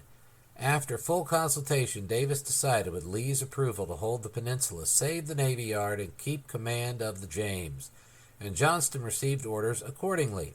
With characteristic stubbornness, the field commander persisted in his determination to retreat without a battle. With aching heart, Davis sent him a telegram. Richmond, Virginia, May 1st, 1862. General Joseph E. Johnston, Yorktown, Virginia. Except in your conclusion that you must soon retire, arrangements are commenced for the abandonment of the Navy Yard and removal of public property from Norfolk and the peninsula. Your announcement today that you would withdraw tomorrow night takes us by surprise and must involve enormous losses, including unfinished gunboats. Will the safety of your army allow more time? Jefferson Davis. Johnston had retreated from his base at Manassas with absurd haste, burning enormous stores and supplies of which the Confederacy was now in desperate need. The losses now occasioned by his hasty withdrawal from Yorktown were even more serious. The destruction of the ironclad which had smashed the Federal fleet in Hampton Roads sent a shiver of horror throughout the South. The fiery trial through which Davis was passing now brought out the finest traits of his strong character. He had received ample warning that one of the first places marked for destruction by the Federal fleet passing up the Mississippi River was his home, Briarfield. He refused to send troops to defend it. His house was sacked, his valuable library destroyed, the place swept bare of his fine-blooded stock, and the Negroes deported by force. To his wife he wrote, "You will see the notice of the destruction of our home. If our cause succeeds, we shall not mourn our personal deprivation. If it should not, why, the deluge. I hope I shall be able to provide for the comfort of the old Negroes." Uncle Bob and Aunt Rina had been roughly handled by Butler's men. The foragers utterly refused to believe them when they told of their master's kindness in giving them piles of blankets. They were roughly informed that they had stolen them from the house, and their treasures were confiscated amid the lamentations of the aged couple. The 2 precious rocking chairs were left them, but of blankets and linens they were stripped bare. With Johnston's army in retreat toward Richmond, his rear guard of but 12,000 men under General Magruder had demonstrated the wisdom of Davis's position, that the peninsula could be successfully defended. Magruder's little army held McClellan at bay for nearly 30 days. He was dislodged from his position with terrible slaughter of the Union forces. McClellan's army lost 2,275 men in this encounter, Magruder less than 1,000. Had Johnston concentrated his 50,000 men on this line, McClellan would have never taken it, and the only ironclad the South possessed might have well been saved. The daring commander of the Merrimac, While McClellan was encamped before Yorktown, it appeared in Hampton Roads and challenged the whole Federal fleet again to fight. The Monitor had taken refuge under the guns of Fortress Monroe and refused to come out. The ugly duckling of the Confederacy, in plain view of the whole Federal fleet and witnessed by French and English vessels, captured 3 schooners and carried them into port as prizes of war. When Norfolk was abandoned, the ironclad drew so much water that she could only ascend the James by lightening her until her wooden side showed above the waterline. She was therefore set on fire and blown up on Johnston's retreat, uncovering the banks of the James to the artillery of McClellan. The Federal fleet could now dash up the James. This they did immediately upon the news of the destruction of the Confederate ironclad. On May 15th, the Galena, the Aroostook, the Monitor, the Port Royal, and the Stevens steamed up the river without opposition to Drury's Bluff, within 12 miles of the capital of the South. A half-finished fort mounting 4 guns guarded this point. The river was also obstructed by a double row of piles and sunken vessels. If the 11-inch guns of the Monitor could be brought to bear on this fort, it was a problem how long the batteries could be held in action. The widest alarm swept Richmond. The railroads were jammed with frantic people trying to get out. The depots were piled with mountains of baggage. It was impossible to move. A mass meeting was held on the night the fleet ascended the river, which was addressed by Governor Letcher and Mayor Mayo. The governor ended his speech with a sentence that set the crowd wild with enthusiasm. "Sooner than see our beloved city conquered today by our enemies, we will lay it in ashes with our own hands." The legislature of Virginia showed its grip by passing a resolution practically inviting the President of the Confederacy to lay the city in ruins if he deemed it wise. Resolved that the General Assembly hereby expresses its desire that the capital of the state to be defended to the last extremity, if such defense is in accordance with the views of the President of the Confederate States, and that the President be assured that whatever destruction and loss of property of the state or of individuals shall thereby result, it will cheerfully be submitted to. When the committee handed this document to Jefferson Davis, he faced them with a look of resolution. "Richmond will not be abandoned, gentlemen, until McClellan marches over the dead bodies of our army. Not for one moment have I considered the idea of surrendering the capital." "Good! Thank God! Hurrah for the President!" The committee grasped his hand, convinced that no base surrender of their capital would be tolerated by their leader. "Rest assured, gentlemen," he continued earnestly, "if blood must be shed, it shall be here. No soul of the Confederacy could drink it more acceptably, and none hold it more gratefully. We shall stake all on this one glorious hour for our republic. Life, death, and wounds are nothing, if we shall be saved from the fate of a captured capital and a humiliated Confederacy." The government in the city had need of grim resolution. The Federal fleet moved up into range and opened fire on the batteries at Drury's Bluff. The little Confederate gunboat Patrick Henry, which had won fame in the first engagement of the Merrimac, steamed down the line and joined her fire with the fort. General Lee had planted light batteries on the banks of the river to sweep the decks of the fleet with grape and canister. The little Monitor, Galena, and the Stevens streamed straight up to within 600 yards of the batteries of the fort and opened with their 11-inch guns. The Galena and the Stevens were ironclad steamers with thin armor. For 4 hours the guns thundered. The batteries poured a hail of shot on the Monitor. They bounded off of her round tower and her water-washed decks like pebbles. The rifle guns on the Stevens burst and disabled her. The Galena was pierced by heavy shot and severely crippled, losing 37 of her men. As the Monitor was built, it was impossible to make effective her guns at close range against the high bluff on which the Confederate battery was placed. At 11 o'clock, the crippled fleet slowly moved down the river, and Richmond was saved. When Johnston, in his retreat up the peninsula, reached the high ground near the Chickahominy River, he threw out his lines and prepared to give McClellan battle. He dispatched a messenger to the President at Richmond, informing him of this fact. The cabinet was in session. A spirited discussion ensued. The Secretary of War and the whole council were alarmed at the prospect of battle on such an ill-chosen position. His rear would rest on an enormous swamp through which the treacherous river flowed. There were no roads or bridges of sufficient capacity to take his army rapidly if he should be compelled to retreat. "I suggest, Mr. President," said the Secretary of War, "that you call General Johnston's attention to this fact." Davis shook his head emphatically. "Gentlemen, we have entrusted the command to General Johnston. It is his business, with all the facts before him, to know what is best. It would be utterly unfair and very dangerous to attempt to control his oppositions by advice from the capital." Davis was too great a general and too generous and just to deny Johnston his opportunity for supreme service to his country.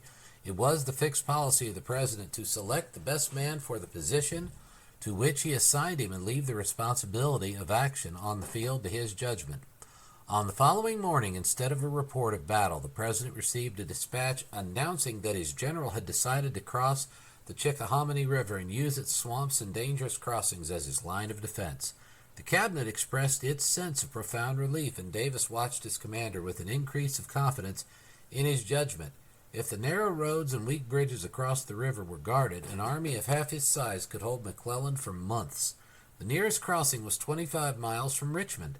General Reagan of the cabinet rode down that night to see Hood at the head of his Texas brigade. At noon the next day, on returning to the city, he saw the president coming out of his office. The long arm of the chief was lifted, and Reagan halted. "Wait a minute. At your service, Mr. President. Get your dinner and ride down to the Chickahominy with me. I want to see General Johnston." Reagan shouted an answer which the president failed to catch. "You won't have to go to the Chickahominy to see Johnston." Joining Reagan after dinner, the president rode rapidly through the suburban district called the Rockets, and had reached the high ground beyond a half-mile away. Stretched a vast field of white tents. "Whose camp is that?" Davis asked in surprise. "Hood's brigade," Reagan replied. "Why, Hood's on the Chickahominy, 20-odd miles from here." "I camped here with him last night, sir." "Impossible." Reagan watched the thin face of the Confederate chieftain grow deadly pale. "If you wish to see General Johnston, Mr. President, you'll find him in that red brick house on the right." Reagan pointed in the direction of the house. The president looked at his friend a moment, a quizzical expression relieving his anxiety. "Of course. It's a joke, Reagan." "It's true, sir." Davis shook his head. "General Johnston is on the Chickahominy guarding the crossings. I sent my aide with a dispatch to him last night." "He hasn't returned when you left the office?" "No." "I thought not. There can be no mistake, sir. I saw General Johnston and his staff enter that house and establish his headquarters there." "Here in the suburbs of Richmond?" "Right here, sir." Davis put his spurs to his horse and waved to his aide. "Colonel Ives, come." Reagan turned and rode again into Hood's camp. The president rode straight to Johnston's headquarters. He sprang to the ground with a quick, decisive leap. The ceremony between the two men was scant. No words were wasted. "You have moved your army into the suburbs of Richmond, General Johnston?" "I have." "Why?" "I consider this to be better ground." "You have left no rear guard to contest McClellan's crossings?" "No." "May I ask why you chose to give up the defenses of such a river without a blow?" "My army was out of provisions. They could have been rushed to you." "The ground near the Chickahominy is low and marshy. The water's bad.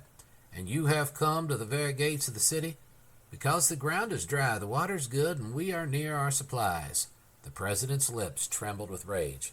"And McClellan can now plant his guns within 6 miles, and his soldiers hear our church bells on Sunday." "Possibly."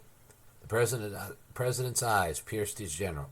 "Richmond is to be surrendered without a battle?" "That depends, sir, upon conditions." The Confederate chief suddenly threw his thin hands above his head and faced his stubborn, sulking commander. "If you are not going to give battle, I'll appoint a man in your place who will." Before Johnston could reply, the president turned on his heel, waved to Colonel Ives, mounted his horse, and dashed into the city.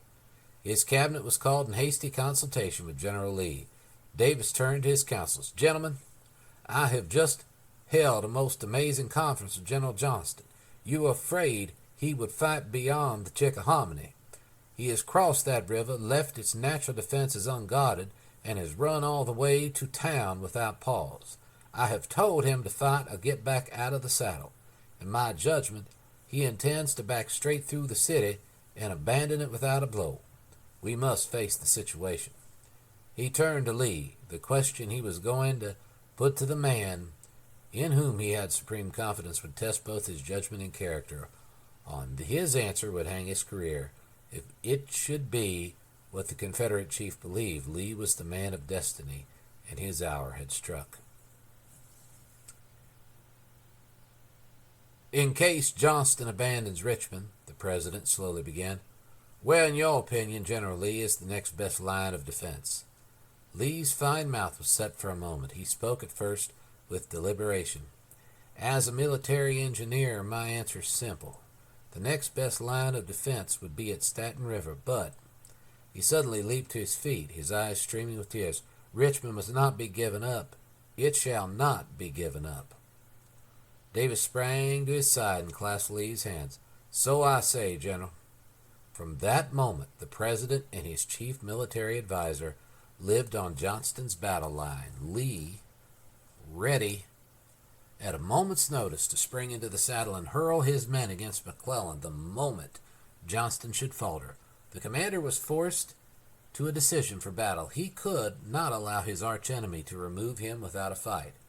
The retreat across the Chickahominy had given McClellan an enormous advantage, which his skillful eyes saw at once. He threw 2 grand divisions of his army across the river and pushed his siege guns up within 6 miles of Richmond. His engineers immediately built substantial bridges across the stream over which he could move in safety his heaviest guns in any emergency, either for reinforcements or retreat. He swung his right wing far to the north in a wide circling movement until he was in easy touch with McDowell's 40,000 men at Fredericksburg. McClellan was within sight of the consummation of his hopes.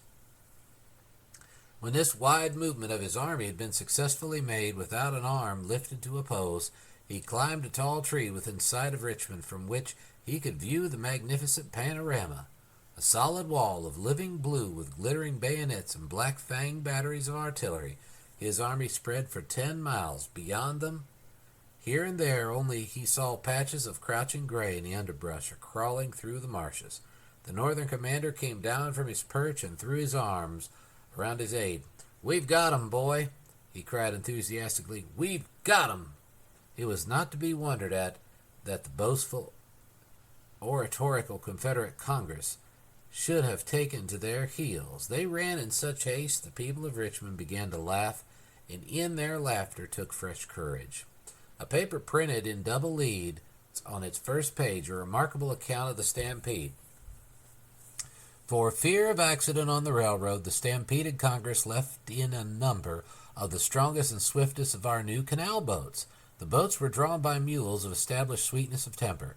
To protect our lawmakers from snakes and bullfrogs that infest the line of the canal, General Winder detached a regiment of ladies to march in advance of the mules and clear the towpath of these troublesome pirates. The ladies are ordered to accompany the Confederate Congress to a secluded cave in the mountains of Hepsidan and leave them there in charge of the children of that vicinity until McClellan thinks it's proper to let them come forth. The ladies will at once return to the defense of their country. The president, for a brief time, was free of his critics. On May 31st, Johnston's army, under the direct eye of Davis and Lee on the field, gave battle to McClellan's left wing, comprising the 2 grand divisions that had been pushed across the Chickahominy to the environs of Richmond. The opening attack was delayed by the failure of General Holmes to strike McClellan's rear as planned. A terrific rainstorm the night before had flooded a stream, and it was impossible for him to cross. Late in the afternoon, Longstreet and Hill hurled their divisions through the thick woods and marshes on McClellan. Longstreet's men drove before them. The cloud of blue skirmishers plunged into the marshes with water 2 feet deep and dashed on the fortified lines of the enemy. The Southerners crept through the dense underbrush to the very muzzles of the guns on the redoubts, charged, cleared them, grappling hand to hand with the desperate men who fought like demons. Line after line was thus carried until at nightfall McClellan's left wing had been pushed back over 2 miles through swamp and waters red with blood. The slaughter had been frightful in the few hours in which the battle had raged. On the Confederate left, where Johnston commanded in person, The Union army held its position until dark unbroken. Johnston fell from his horse wounded, and Davis on the field immediately appointed General Lee to command. The appointment of Lee to be commander-in-chief not only intensified the hatred of Johnston for the president, it made G.W. Smith, the man who was Johnston's second, his implacable enemy for life. Technically, G.W. Smith would have succeeded to the command of the army had not Davis exercised his power on the field of battle to appoint the man of his choice. In no act of his long, eventful life did Davis evince such clearness of vision and quick decision under trying conditions. Lee had failed in Western Virginia, and McClellan had outgeneraled him. The yellow journals declared him, they called Lee Old Spade. So intense was his opposition to Lee that Davis had sent him to erect the coast defenses of South Carolina. The governor of the state protested against the appointment of so incompetent a man to this important work. Davis sent the governor an emphatic message in reply: "If Robert E. Lee is not a general, I have none to send you." Davis now called the man whom McClellan had defeated to the supreme command against McClellan at the head of his grand army in sight of the housetops of Richmond. Only a leader of the highest genius could have dared to make such a decision in such a crisis. Davis made it without a moment's hesitation, and in that act of individual will gave the world the greatest commander of the age. End of chapter 29. Chapter 30 of The Victim, A Romance of the Real Davis. Chapter 30, The Deliverance. From the moment Davis placed Lee in the saddle, order slowly emerged from the chaotic conditions, and the first rays of light began to illuminate the fortunes of the Confederacy.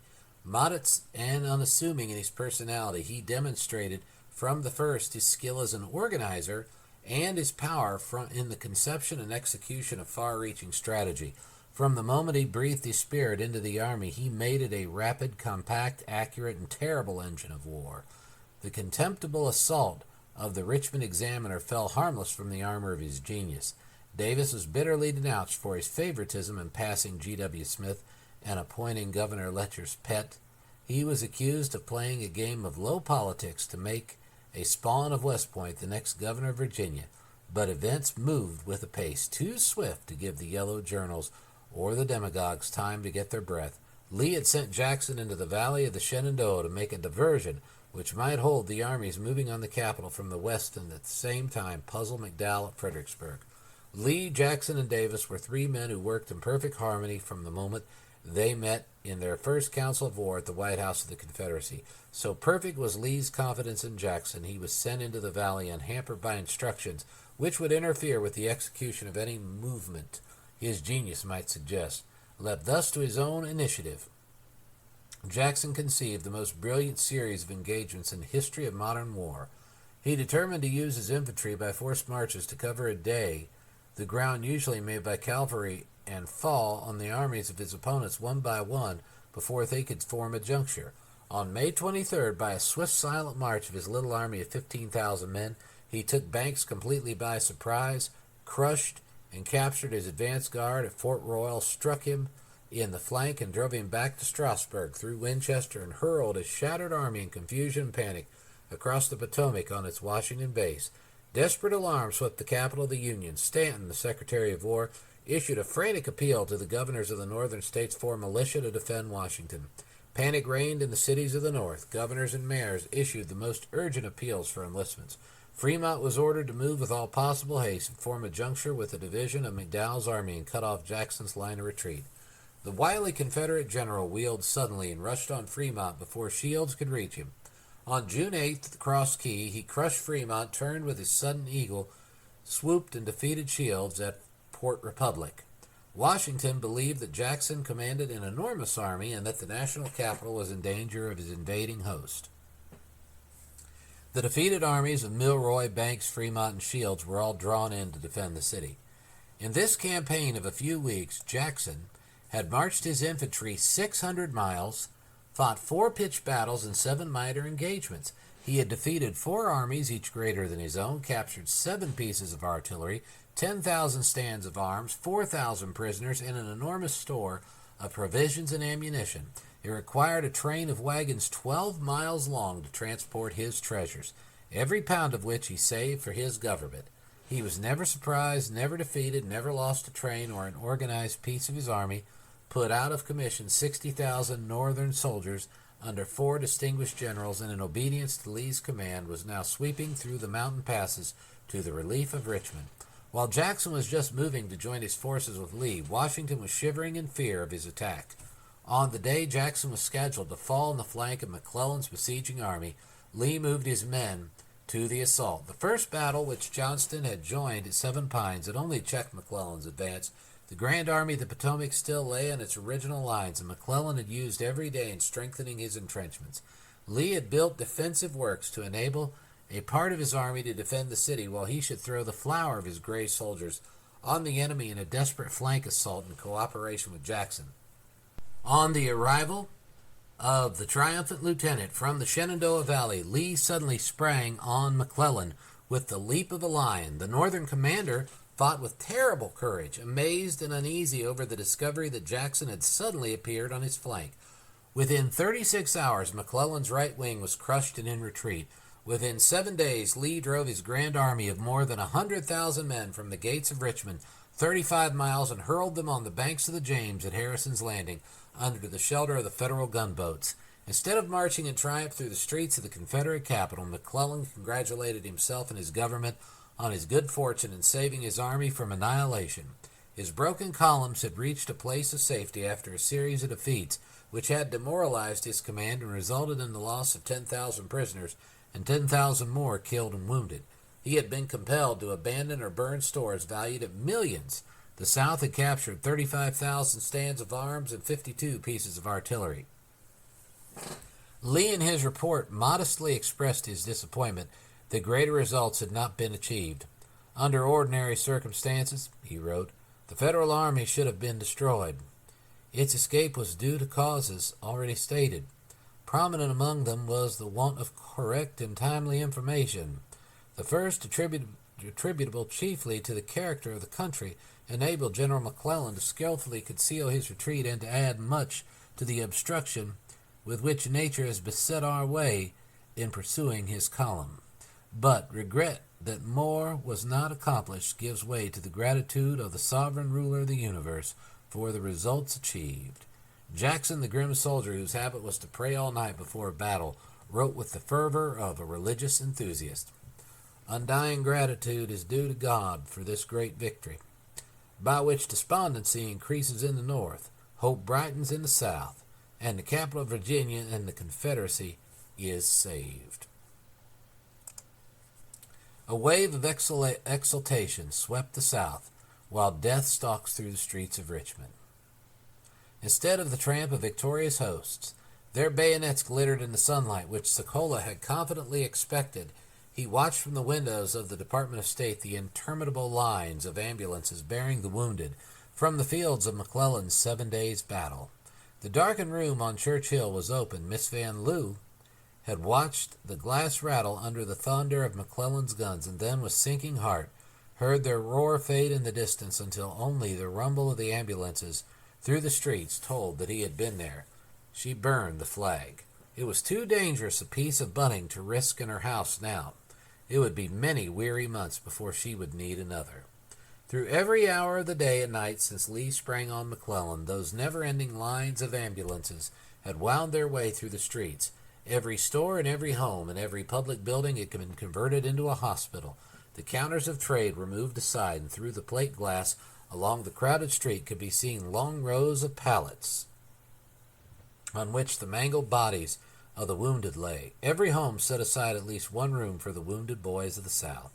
The heart-rending cries of the men from the wagons as they jolted over the cobblestones rose day and night, a sad, weird requiem of agony, half groan, half chant, to which the ear of pity could never grow indifferent.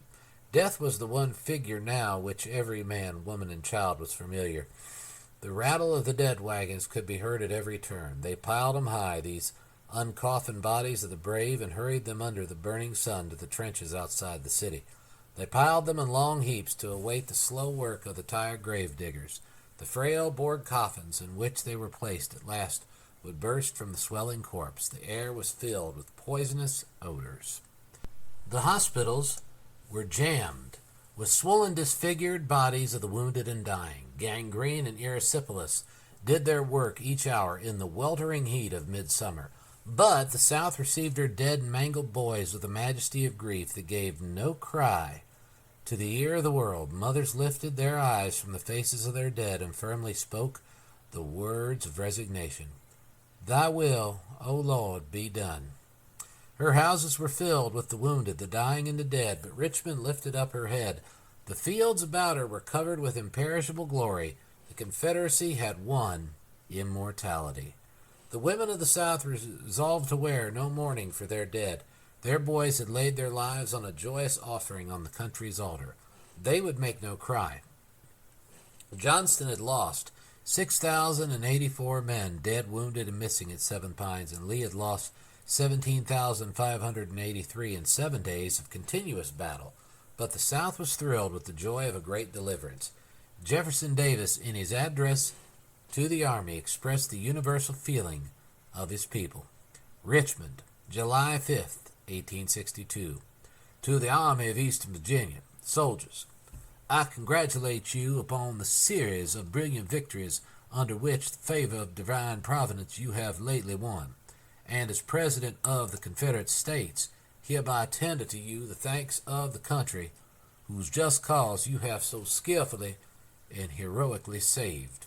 10 days ago, an invading army vastly superior to yours in number and the material of war closely beleaguered your capital and vauntingly proclaimed our speedy conquest.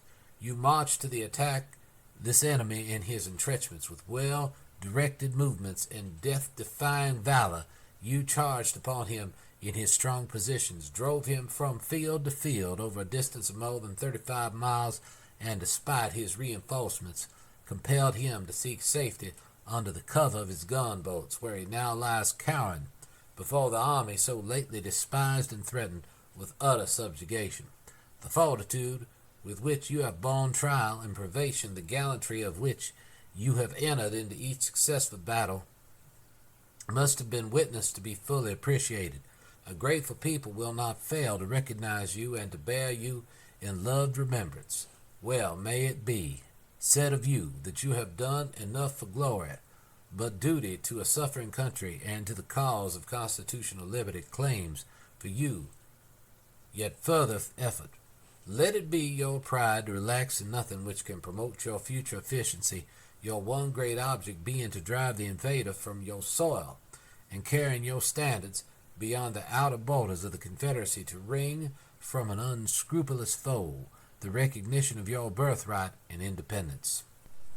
Within the year from the fatal victory at Bull Run, the South had, through bitterness, tears, and defeat, at last found herself. Under the firm, wise leadership of Davis, her disasters had been repaired, and her army brought to the highest standard of efficiency. At the head of her armies now stood Robert E. Lee and Stonewall Jackson. Their fame filled the world. In the West, Braxton Bragg, a brilliant and efficient commander, was marshaling his army to drive the Union lines into Kentucky. From the depths of despair, the South rose to the heights of daring assurance. From the moment the junta of politicians led by Senator Barton were compelled to halt in their assaults on the president, the people of the South had forgotten the issue of the date of Joseph E. Johnston's commissioners general. With characteristically foolhardiness, however, Barton determined that they should not forget it. He opened up a series of bitter attacks on Davis for the appalling lack of management which had permitted McClellan to save what was left of his army. He boldly proclaimed the amazing doctrine that the wounding of Johnston at Seven Pines was an irreparable disaster to the South. Had Johnston remained in command, he loudly contended, there can be no doubt that he would have annihilated or captured McClellan's whole army and ended this war. On this platform, he gave a banquet to General Johnston on the occasion of his departure from Richmond for his new command in the West. The senator determined to hold his faction together for future assaults. Lee's record was yet too recent to permit the politicians to surrender without a fight. The banquet was to be a love feast at which all factions opposed to Davis should be united behind the banner of Johnston. Henry S. Foote had quarreled with William L. Yancey. These two fire-eaters were enthusiastic partisans of the general. Major Barber Johnston's chief quartermaster presided at the head of the banquet table in old Tom Griffin's place on Main Street. Foote was seated at the right, Governor Millage T. Bonham of South Carolina next. Then came Gustavus W. Smith, whose hatred of Davis was implacable for daring to advance Robert E. Lee over his head. Next sent John U. Daniel, the editor of Richmond's yellow journal, The Examiner. Daniel's arm was in a sling. He had been by Johnston's side when wounded at Seven Pines. At the other end of the table sat Major Moore, the assistant quartermaster, and by his side on the left General Joseph E. Johnston, full of wounds in the flesh and grievances of soul. On his right was John B. Floyd of Fort Donelson fame, whom Davis had relieved of his command. And next, William L. Yancey, this matchless orator of secession, whose hatred of Davis was greater than his old hatred of abolition. The feast was such as only Tom Griffin knew how to prepare. Johnston, as usual, was grave and taciturn, still suffering from his unhealed wound. Yancey and Foote, the reconciled friends who had shaken hands in a common cause, were the life of the party. Daniel, the editor of the Organ of the Soreheads and Irreconcilables, was even more taciturn than his beloved chief. General Bonham sang a love song. Yancey and Foote vied each other in the brilliancy of their wit. When the banquet had lasted for 2 hours, Yancey turned to old Tom Griffin and said, "Fresh glasses now and bumpers of champagne." When the glasses were filled, the Alabama orator lifted his glass. "The toast is to be drunk standing, gentlemen." Every man save Johnston sprang to his feet. Yancey looked straight into the eyes of the general and shouted, "Gentlemen, we drink to the health of the only man who can save the Southern Confederacy, General Joseph E. Johnston." The glasses were emptied, and a shout of applause rang from every banqueter save one. The general had not yet touched his glass. Without rising, Johnston lifted his eyes and said in grave tones, "Mr. Yancey, the man you describe is now in the field. His name is Robert E. Lee. I drink to his health." Yancey's quick wit answered in a flash, "I can only reply to you, sir, as the Speaker of the House of Burgesses did to General Washington. Your modesty is only equaled by your valor." Johnston's tribute to Lee was genuine, and yet, nursing his grudge against the president with malignant intensity, he left for the West, encouraging his friends to fight the chieftain of the Confederacy with tooth and nail, and that to the last ditch. End of Chapter 30. Chapter 31 of The Victim. A Romance of the Real Jefferson Davis by Thomas Dixon. Chapter 31, Love and War. Captain Richard Welford reached Richmond from the Western Army 2 days after Lee had driven McClellan under the shelter of the Navy. He had been wounded in battle, promoted to the rank of captain for gallantry on the field, and sent home on furlough for 2 months. He used his left hand to raise the knocker on Jenny's door. His right arm was yet in a sling. His heart was beating a wild march as he rushed from the hotel to the senator's house. He had not heard from Jenny in 2 months, but the communications of the Western Army had been cut more than once, and he thought nothing of the long silence. It had only made his hunger to see the girl he loved more acute. He had fairly shouted his joy when a piece of shell broke his right arm and hurled him from his horse. He never thought of promotion for gallantry. It came as a surprise, the one hope that leaped when he scrambled to his feet and felt the helpless arm hanging by his side was to see the girl he had left behind. "Glory to God," he murmured fervently. "I'll go to her now." He was just a little proud of that broken arm as he waited for her entrance. The shoulder straps he wore looked well, too. She would be surprised. It had all happened so quickly. No account had yet reached the Richmond papers. Jenny bounded into the room with a cry of joy. "Oh, Dick, I'm so glad to see you." He smiled and extended his left hand. "Jenny," was all he could say. "You're wounded?" She whispered. Dick nodded. "Yep. Shell toppled me over, but I was on my feet in a minute laughing. And I'll bet you couldn't guess what about." "No." "Laughed because I knew I'd get to see you." "I'm so proud of you," she cried through her tears. "Are you?" he asked tenderly. "Of course I am. Don't you think I know what those shoulder straps mean?" "Well, I just care because you care, Jenny." "You're a brave Southern boy fighting for our rights. Oh, you care for that, too." "Oh, yes, of course. But that's not the big thing after all, little girl." He paused and seized her hand. She blushed and drew it gently away. "Please, not now." "Why? Why not now?" He asked the question in tones so low they were almost a gasp. He felt his doom in the way she had withdrawn her hand. "Because—" She hesitated just a moment to strike the blow. She knew it hurt so pitifully, and then went on firmly. "I've met my fate, Dick, and pledged him my heart." The captain lifted his shoulders with a little movement of soldierly pride, held himself firmly, mastered the first rush of despair, and then spoke with assumed indifference. "Sokola?" Jenny smiled faintly. "Yes." He rose awkwardly and started to the door. Jenny placed her hand on his wounded arm with a gesture of pathetic protest. "Dick, I can't help it. I must go. Not like this. I can't smile and lie to you. It means too much. I hate that man. He's a scoundrel if God ever made one." Jenny's hand slipped from his arm. "That will do now. Not another word." "I beg your pardon, Jenny," he stammered.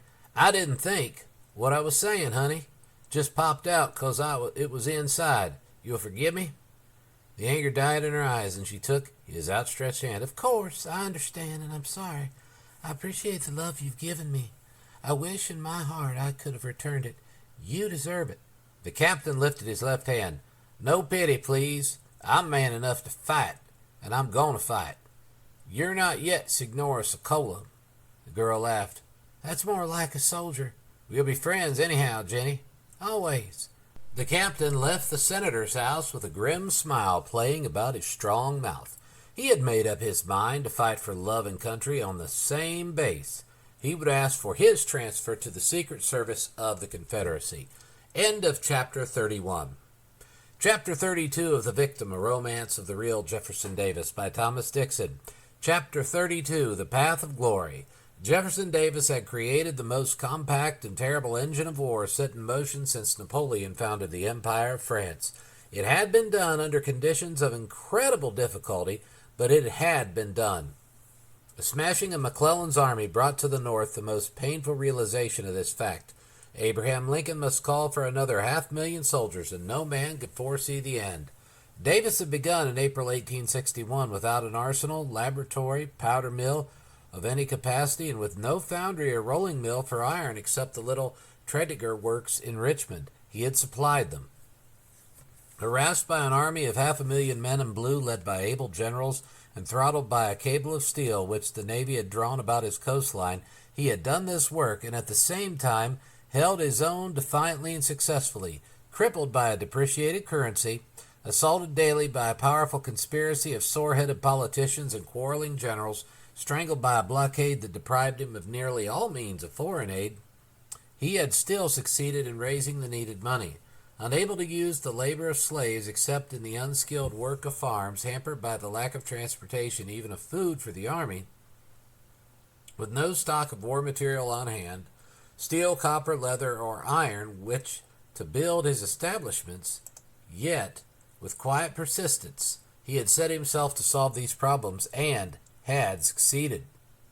He had created, apparently out of nothing, foundries and rolling mills at Selma, Richmond, Atlanta, and Macon, smelting works at Petersburg, a chemical laboratory at Charlotte, a powder mill superior to any of the United States and unsurpassed by any in Europe, a mighty chain of arsenals, armories, and laboratories equal in their capacity and appointment to the best of those in the North, stretching link by link from Virginia to Alabama. He established artificial niter beds at Richmond, Columbus, Charleston, Savannah, Mobile, and Selma of sufficient capacity to supply the niter needed in the powder mills. Mines for iron, lead, and copper were opened and operated. Manufactories for the production of sulfuric and nitric acid were established and successfully operated. Minor articles were supplied by devices hitherto unheard of in the equipment of armories. Leather was scarce, and its supply impossible in the quantities demanded. Knapsacks were abolished, and haversacks of cloth made by patriotic women with their needles took their places.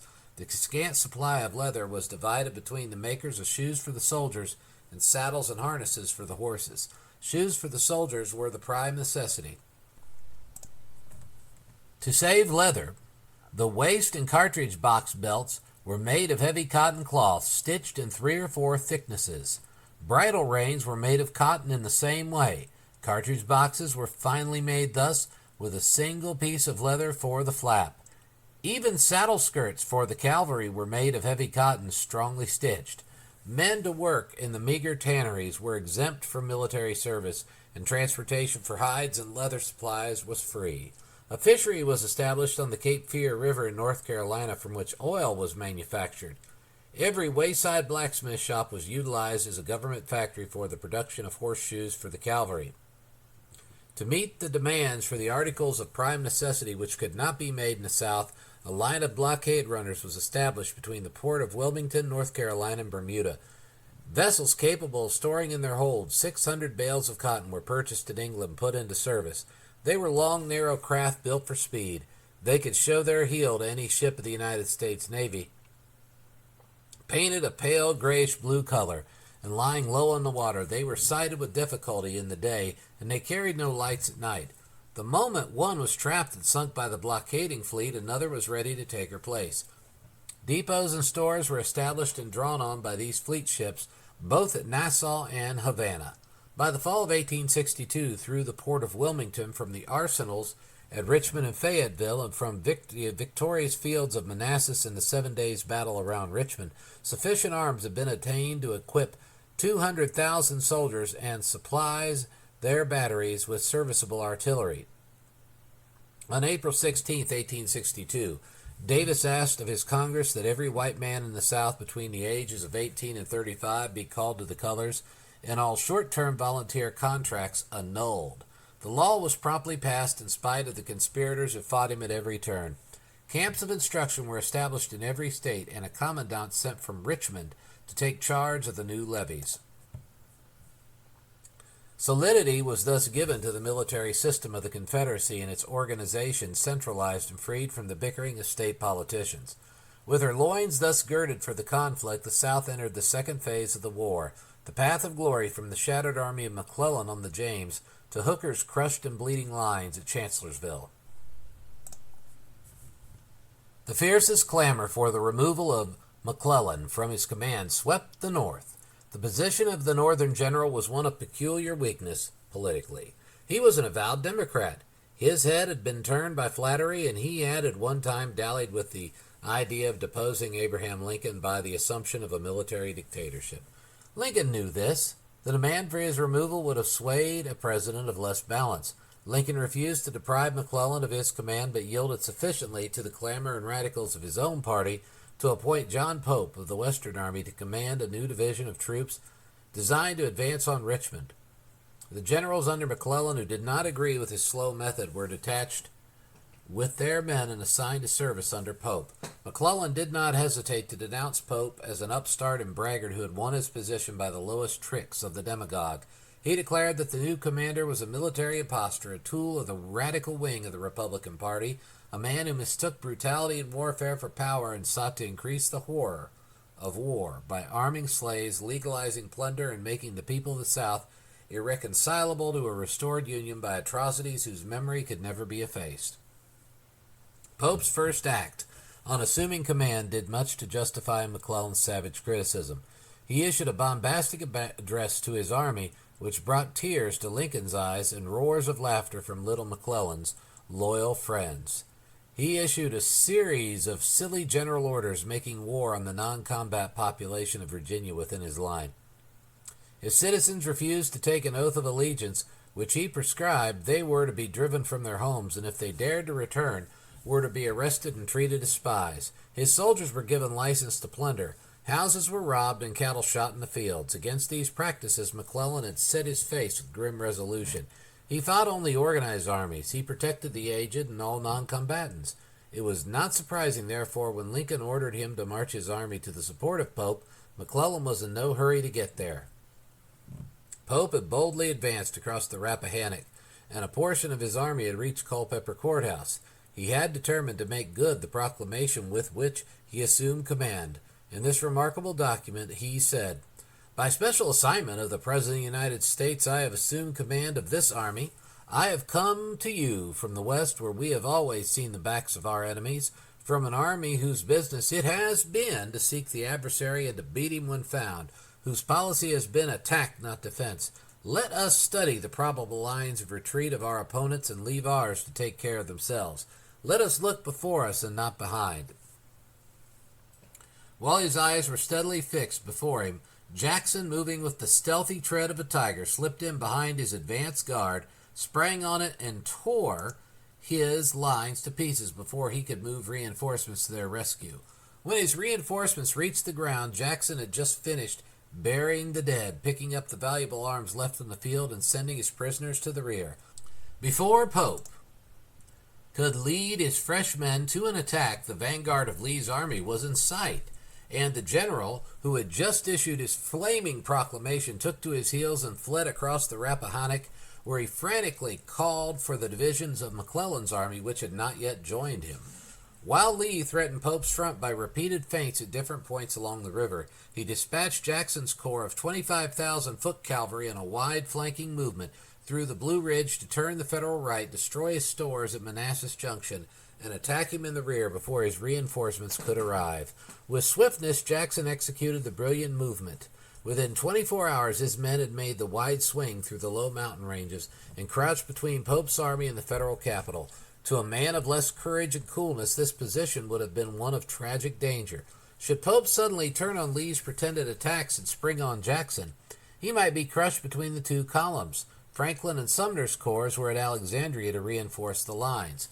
Jackson had marched into the jaws of death, and yet he not only showed no fear, he made a complete circle of Pope's army, struck his storehouses at Manassas Junction, and captured them before the Federal commander dreamed that an army was in his rear.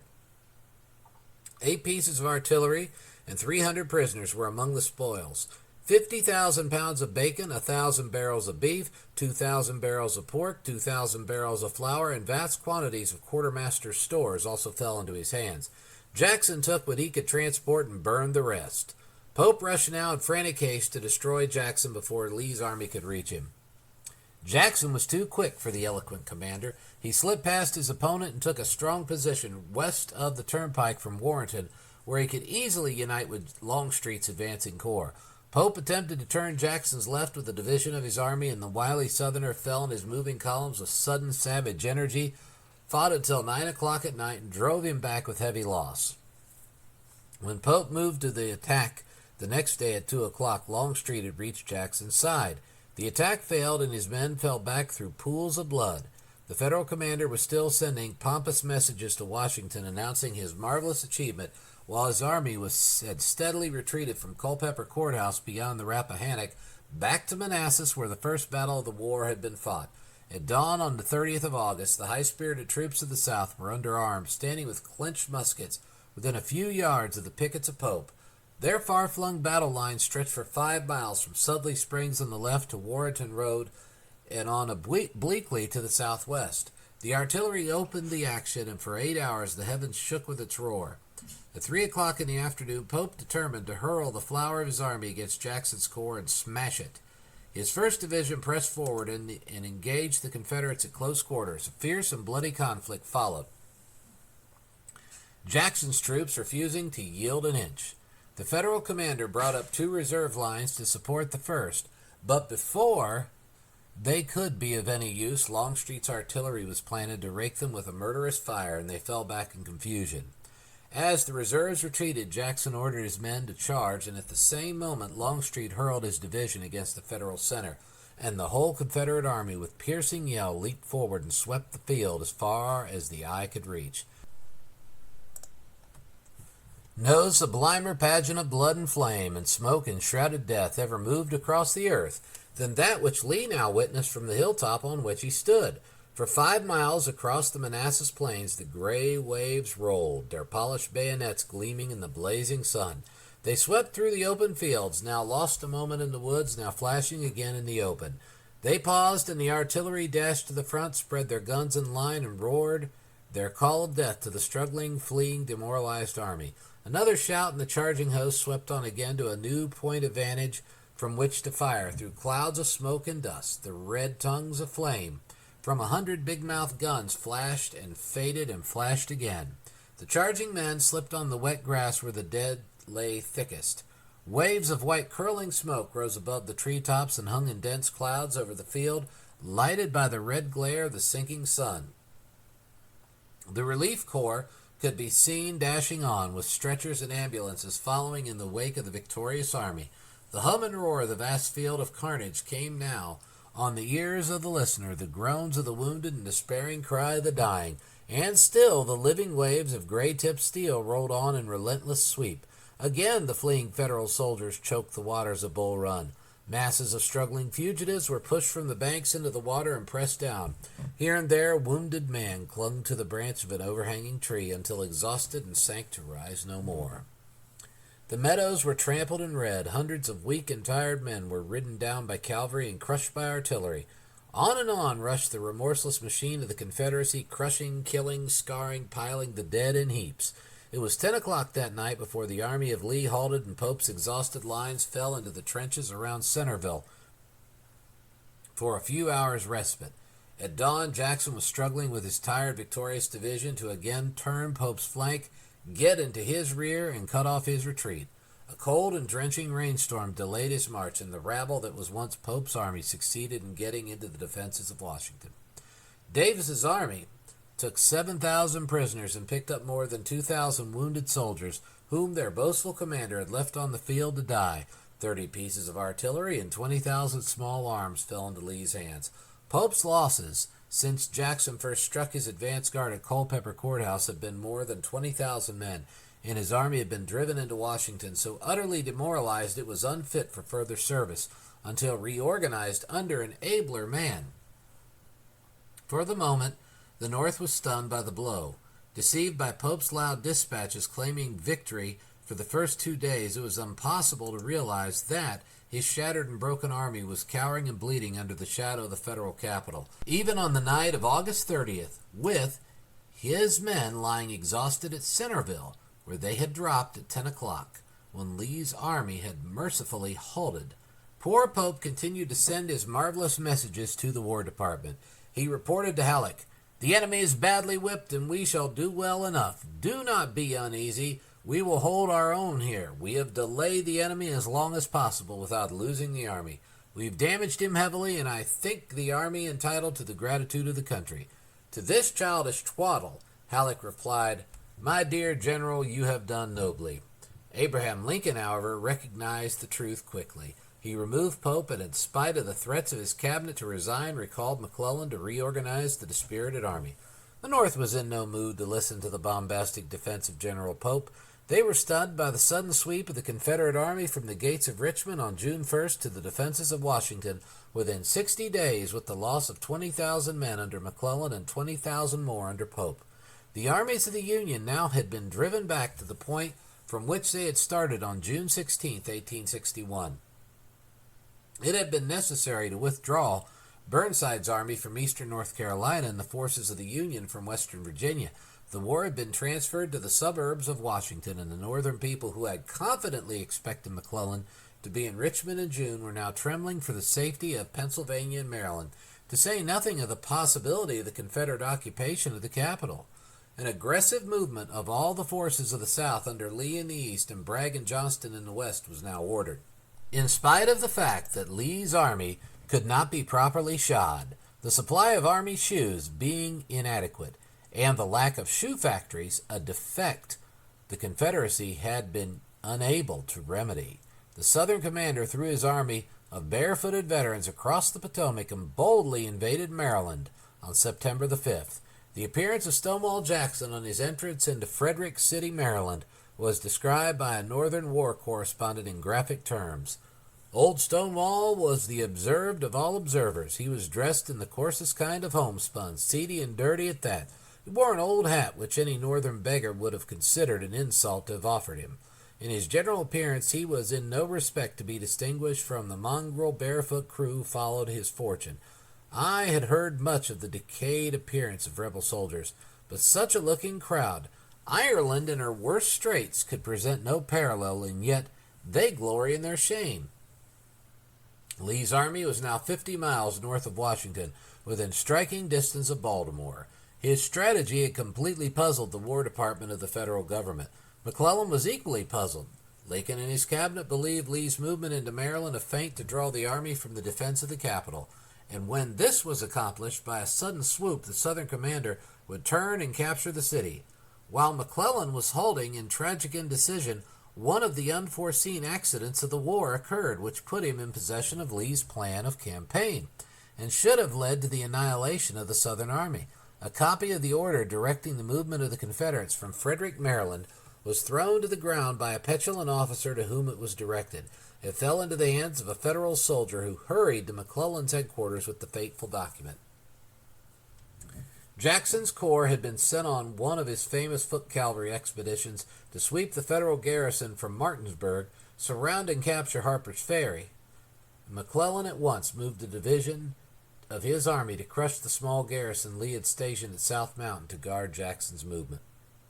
McClellan threw his men against this little division of Confederates and attempted to force his way to the relief of Harper's Ferry. The battle raged a fury until 9 o'clock at night. Their purpose accomplished, Lee withdrew them to his new position at Sharpsburg to await the advent of Jackson.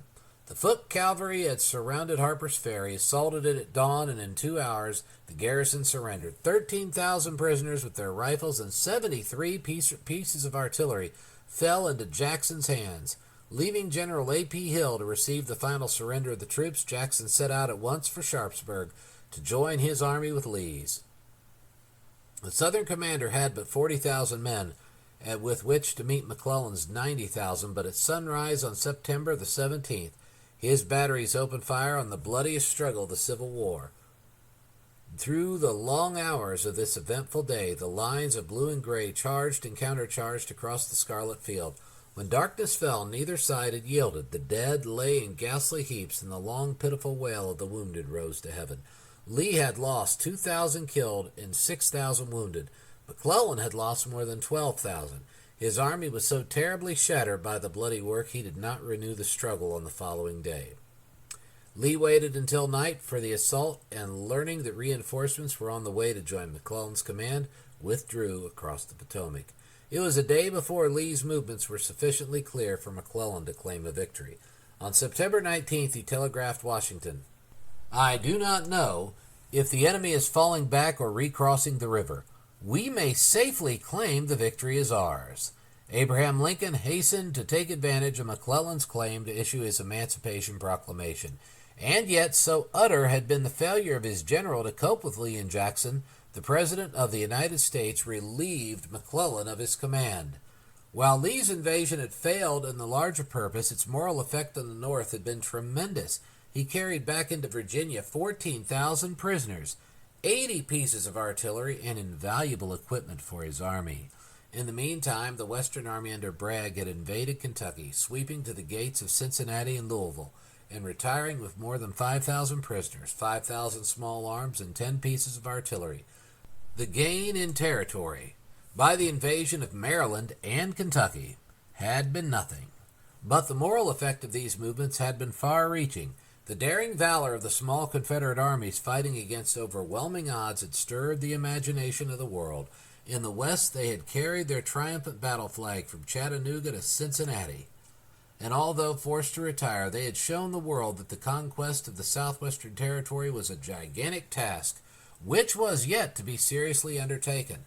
The London Times, commenting on these campaigns, declared, "Whatever may be the fate of the new nationality or its subsequent claims to the respect of mankind, it will assuredly begin its career with a reputation for genius and valor, which the most famous nations may envy." On McClellan's fall, he was succeeded by General Burnside, who found a magnificently trained army of veteran soldiers at his command. It was now divided into 3 grand divisions of 2 corps, commanded by 3 generals of tried and proven ability, Sumner, Hooker, and Franklin. Burnside quickly formed and began the execution of an advance against Richmond. He moved his army rapidly down the left bank of the Rappahannock River to Fredericksburg and ordered pontoon bridges to cross the streams. His army could thus defend Washington while moving in force on the Confederate capital. While Burnside led his 113,000 men across the river and occupied the town of Fredericksburg, Lee and Jackson were ready to receive him. Lee had entrenched on the line of crescent-shaped hills behind the town. When the new Northern commander threw his army with its bands playing and 1,000 flags flying against these hills, On the morning of December the 13th, 1862, he plunged headlong and blindfolded into a death trap. Charge after charge was repulsed with unparalleled slaughter. Lee's guns were planted to cross fire on each charging line of blue. Burnside's men were mowed down in thousands until their sublime valor won the praise and pity of their foe. When night at last drew the veil over the awful scene, the shattered masses of the charging army were huddled under the shelter of the houses in Fredericksburg, leaving the field piled high with the dead and the wounded. The wounded were freezing to death in the pitiless cold. Burnside had lost 13,000 men, the flower of his troops, the bravest men the North had ever sent into battle. Jackson's keen eye was quick to see the shambles into which this demoralized army had been pushed. The river behind them could be crossed only on a narrow pontoon bridge. A swift and merciless night attack would either drive the bleeding lines into the freezing river, annihilate or capture the whole army, and he urged Lee to this attack. Lee demurred. He could not know the extent of the enemy's losses. It was inconceivable to the Southern commander that Burnside, with his 113,000 picked soldiers, could be repulsed with such slight losses to the South. Only a small part of the army under his command had been active in the battle, and their losses were insignificant in comparison with the records of former struggles. Burnside would renew the attack with redoubled vigor.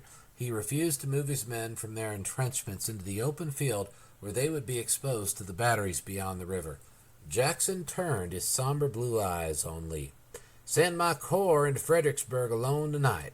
Hold the hills with the rest of the army, and I'll do the work. You cannot distinguish friend from foe, General Jackson. I'll strip my men to the waist and tie white bands around their right arms. In this freezing cold, they'll obey my orders, General Lee. It's too horrible." "It's war, sir," was Jackson's reply. "War means fighting, fighting to kill, to destroy, fighting with tooth and nail." Lee shook his head. He refused to take the risk. Jackson returned to his headquarters with heavy heart. His chief of medical staff was busy preparing bandages for his men. He had been sure of Lee's consent. He countermanded the order, and Burnside's army was saved from annihilation. When the sun rose the next morning, half his men were safely across the river, and the remainder quickly followed. Again, the North was stunned. Another wave of horror swept its homes as the list of dead and wounded were printed. Burnside resigned his command, and Fighting Joe Hooker was placed at the head of the Northern troops. Since June 1st, Lee and Jackson had destroyed 4 blue armies and driven their commanders from the field: McClellan twice, John Pope, and now Burnside. The political effect of these brilliant achievements of Davis's army had been paralyzing on the administration of Lincoln. The Proclamation of Emancipation, which he had issued immediately after the bloody battle in Maryland, had not only fallen flat in the North, it had created a reaction against his policies and conduct of the war. The November elections had all gone against him, and his party had been all but wiped out. The Democrats in New York had reversed a majority of 107,000 against them in 1860 and swept the state, electing their entire ticket. The administration was defeated in New Jersey, Pennsylvania, Ohio, Indiana, and Illinois. The voters of the North not only condemned the administration for declaring the slaves free, but assaulted the war policy of the government with savage fury. They condemned the wholesale arrest of thousands of citizens for their political opinions and arraigned the government for its incompetence in conducting the military operations of an army more than twice the number of the triumphant South. The Emancipation Proclamation and the victories of Davis's army had not only divided and demoralized the North, they had solidified Southern opinion. Even Alexander H. Stephens, the vice president of the Confederacy, who had been a thorn in the flesh of Davis from the beginning in his advocacy of foolish and impossible measures of compromise, now took his position for war to the death. In a fiery speech in North Carolina following Lincoln's proclamation, Stephens said, "As for any reconstruction of the Union, such a thing is impossible. Such an idea must not be tolerated for an instant. Reconstruction would not end the war, but would produce a more horrible war than in which we are now engaged. The only terms on which we can obtain permanent peace is a final and complete separation from the North. Rather than submit to anything short of that, let us resolve to die as men, worthy of our freedom." A few days after the defeat of Burnside's army at Fredericksburg, the South was thrilled by the feat of General Magruder in Galveston Harbor. The daring Confederate commander had seized two little steamers and fitted them up as gunboats by piling cotton on their sides for bulwarks. With these two rafts of cotton cooperating on the water, his infantry waded out into the waters of Galveston Bay and attacked the Federal fleet with their bare hands.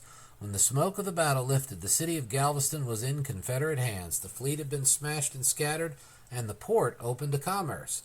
Commodore Renshaw had blown up his flagship to prevent her falling into Magruder's hands and had gone down with her. The garrison surrendered. Jackson had invented a foot cavalry. Magruder had supplemented it by a foot navy. In Murfreesboro, Tennessee, on the same day, General Bragg had engaged the army of Rosecrans and fought one of the bloodiest engagements of the war. His net results were in favor of the Confederacy in spite of the fact that he permitted Rosecrans to move into Murfreesboro.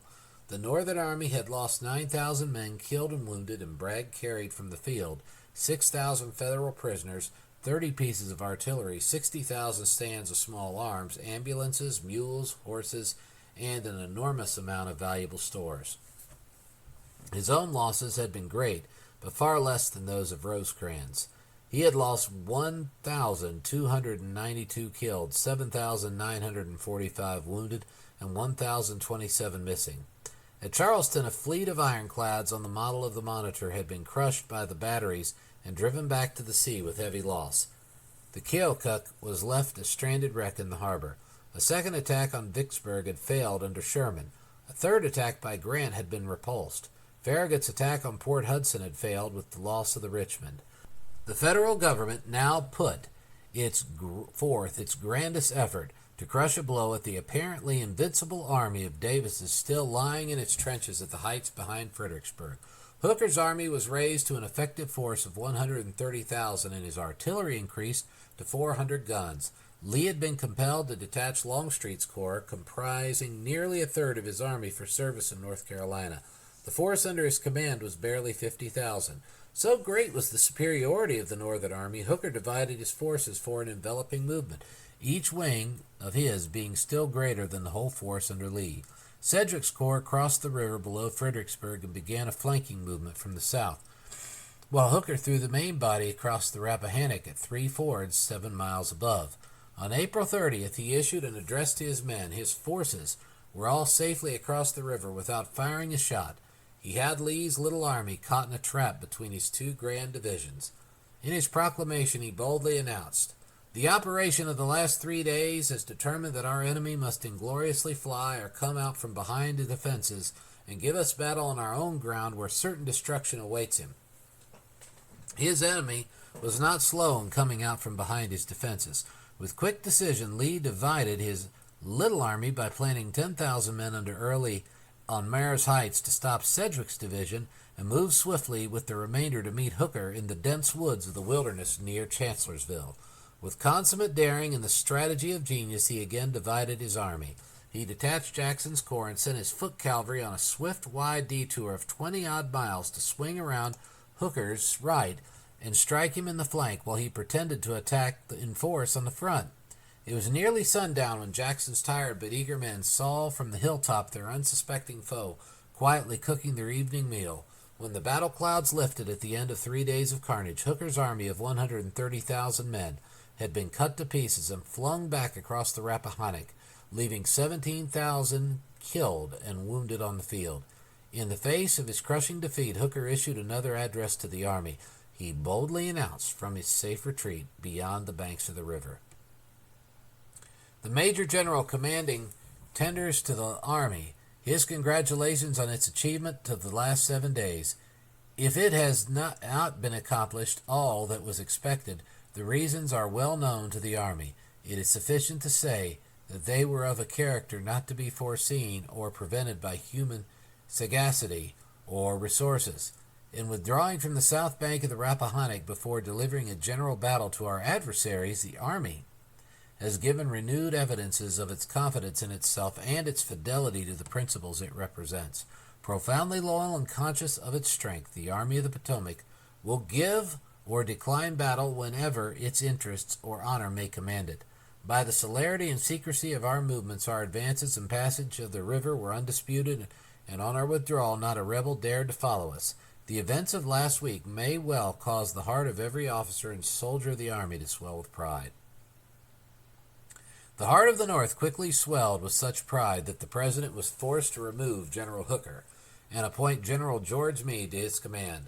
While the South was celebrating the wonderful achievement of their now invincible army, Lee's greatest general lay dying at a little farmhouse a few miles from the scene of his immortal achievement. Jackson had been accidentally wounded by a volley from his own men fired by his orders. His wound was not supposed to be fatal, and arrangements were made for his removal to Richmond, when he was suddenly stricken with pneumonia and rapidly sank. He lifted his eyes to his physician and calmly said, "If I live, it will be for the best, and if I die, it will be for the best. God knows and directs all things for his best." His last moments were marked with expressions of his abiding faith in the wisdom and love of the God he had faithfully served, yet his spirit was still on the field of battle. In the delirium which preceded death, his voice rang in sharp command, "Tell Major Hawks to send forward provisions to the men." His head sank and a smile lighted on his rugged face. In low, tender tones he gasped the last words on earth, "Let us cross over the river and rest under the shade of the trees." So passed the greatest military genius our race has ever produced, the man who never met defeat. His loss was mourned not only by the South, but by the world. His death extinguished a light on the shores of time.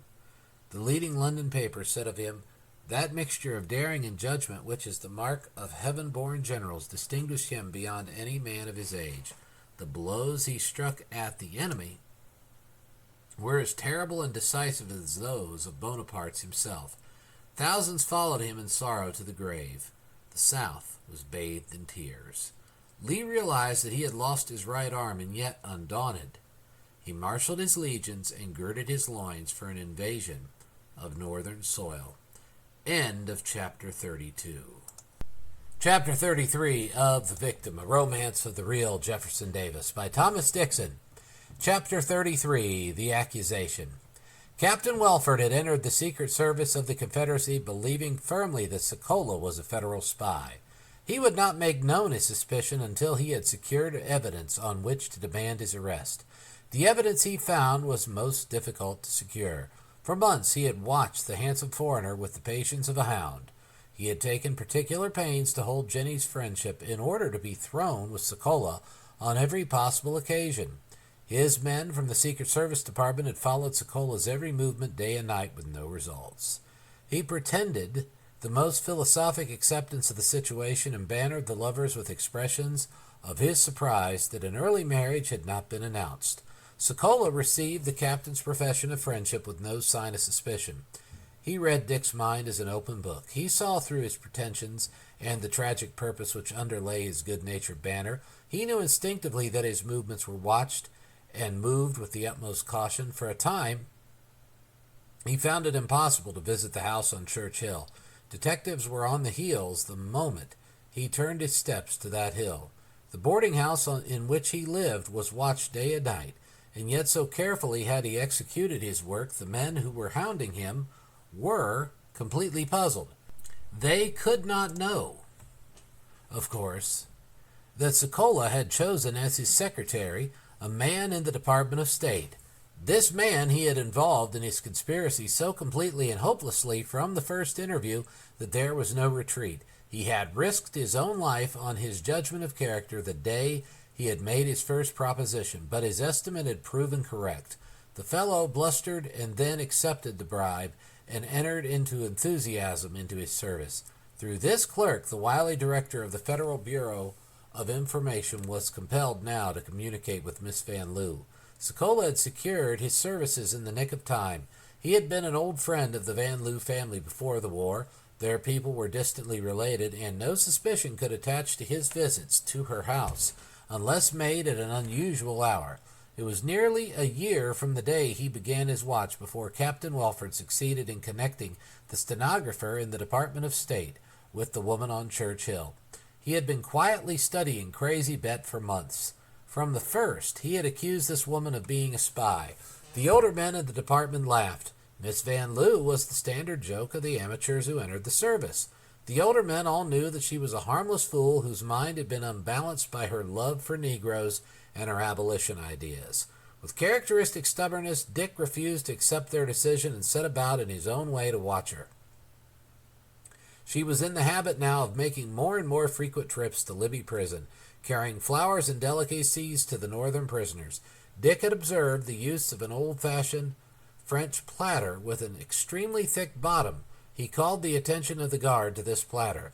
The keen ears of the woman had heard it mentioned. The double bottom at that moment was harmless. The messages she had carried to the prisoners had all been taken from their hiding place, and the platter returned to her through the bars. She hurried home before the guard could make up his mind to examine the contrivance. The next day Dick was on watch. The captain whispered to the guard, who halted crazy bed at the door. "I'll have to examine those things," he said sharply. "Take it then," she said with a foolish laugh.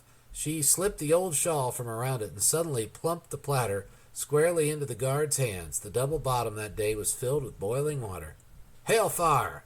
the guard yelled, dropping the platter with a crash. He blew in his fingers and let her pick it up and pass it on. The woman had fooled the guard completely, but she had not been so successful with Dick. The trick was too smoothly done. No woman with an unbalanced mind would have been capable of it. With extraordinary care, the captain followed her through the crowded streets and saw her pass Sokola in front of the customs house.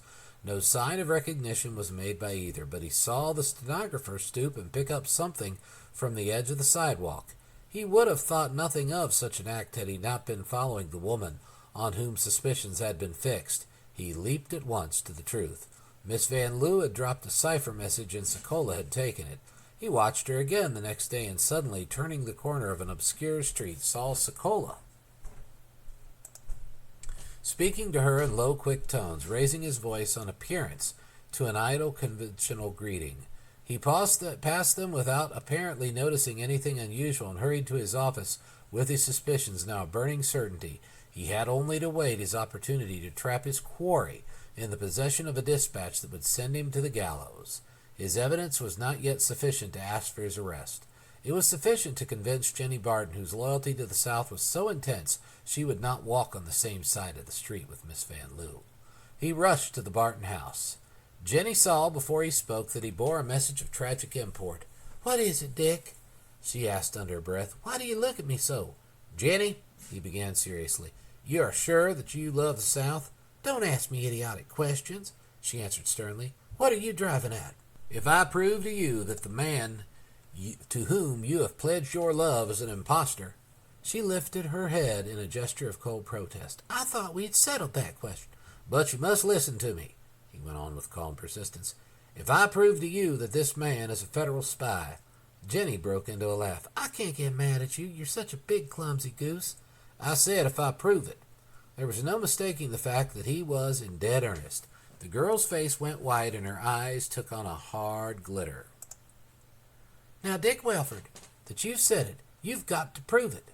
The captain lifted his hand solemnly. "I'll prove it. You know Miss Van Loo, the old abolitionist on Churchill?" "I don't know that such a creature walks the earth." "You've heard of her?" "Yes." "You know that she's a traitor to her own people?" "I've heard it." The captain paused and looked straight at her with a searching gaze. "I just ran into Sokola talking to this woman." "Is that all?" "No." "What else?" "Yesterday I saw them pass each other on Main Street. Sokola stooped and picked up something from the pavement." "Something she dropped?" "I'm sure of it." "But you didn't see her drop it." "No." "How can you be so absurd?" "You don't believe what I tell you?" "But it proves nothing." "To me it's as plain as day." "Because you hate him. I'm ashamed of you, Dick. Mark my words, I'll prove it before I'm through. I'll give you the chance now. That's his knock on the front door." "I'd rather not make my accusations today." "You've made it to me. You're a loyal Southern girl. I had the right to make it to you." The girl laughed. "And I'll demand of him an explanation." Before he could protest, Sokola walked into the room and grasped Jenny's hands. "Captain Welford," she laughed, "has just accused you of hobnobbing with the enemy on the streets. What explanation can you offer?" "Need I explain?" He answered lightly. Miss Van Loo's a suspicious character.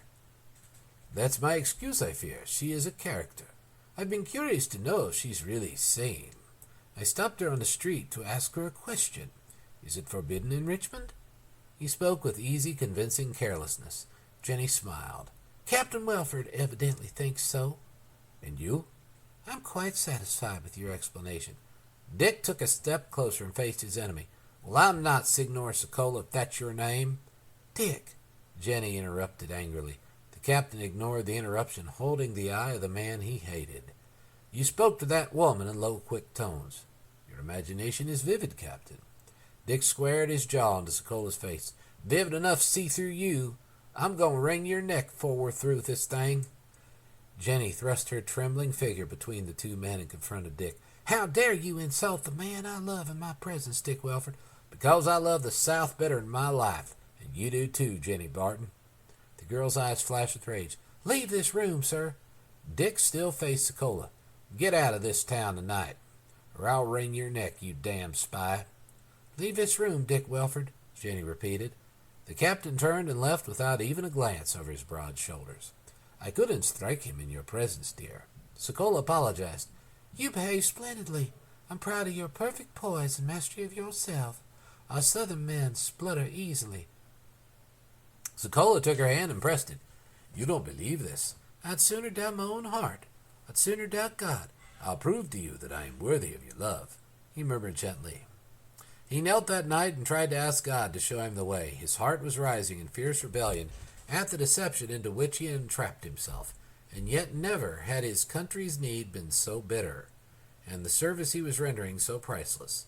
He rose at last with face stern and pale. He would fight to the end. End of chapter 33.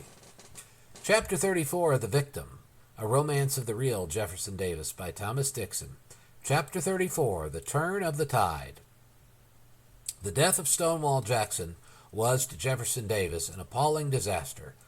He had never seriously believed the Southern people could win their unequal struggle against the millions of the North, backed by their inexhaustible resources, until the achievements of Lee and Jackson had introduced a new element into the conflict. So resistless and terrible had become the effective war power of Southern soldiers led by these two men whose minds moved in such harmony with each other and with their chief in Richmond that the South at last was in sight of success. The impossible had been accomplished. Anything now seemed possible. Jackson's death had destroyed this new equation of war. Davis's faith in Jackson was in every way equal to Lee's, and Lee but once refused to follow Jackson's lead in his veto on the lieutenant's plan to annihilate Burnside's army at Fredericksburg. When the report reached Richmond that Jackson was dying, Davis was inconsolable. The whole evening the President of the Confederacy shut himself in his room, unable to think of anything save the impending calamity. When the end was sure, he sent with his own hand the handsomest flag in Richmond in which to wrap his body. When Davis gazed on the white, cold, rugged features, the tears were streaming down his hollow cheeks. He bent low, and the tears fell on the face of the dead. When an officer of the government came to the President's mansion where the body lay in state to consult him on a matter of importance, the Confederate chieftain stared at his questioner in a dazed sort of way and remained silent. Lifting his haggard face at last, he said in pathetic tones, "You must excuse me, my friend. I'm staggering from a dreadful blow. Cannot think." 3 days and nights, this endless procession passed the bier and paid the tribute of adoration and love. And when he was borne to his last resting place, through the streets of the city, the sidewalks, the windows, and the housetops were a throbbing mass of weeping women and men.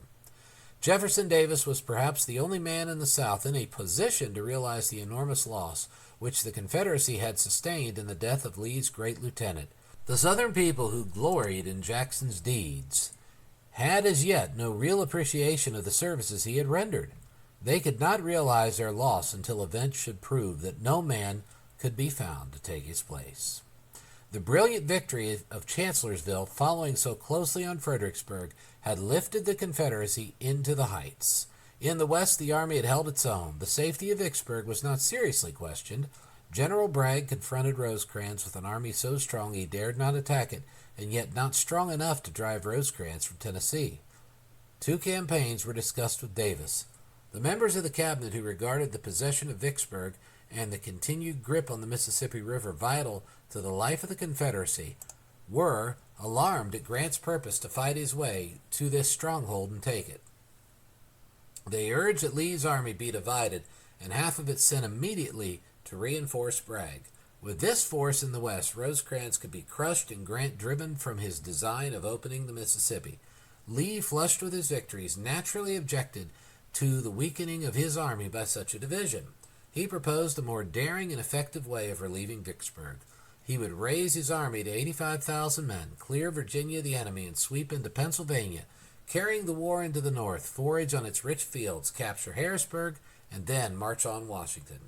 Davis did not wish to risk this invasion of the North, but his situation was peculiar. His relations with Lee had been remarkable for their perfect accord. They had never differed on an essential point of political or military strategy.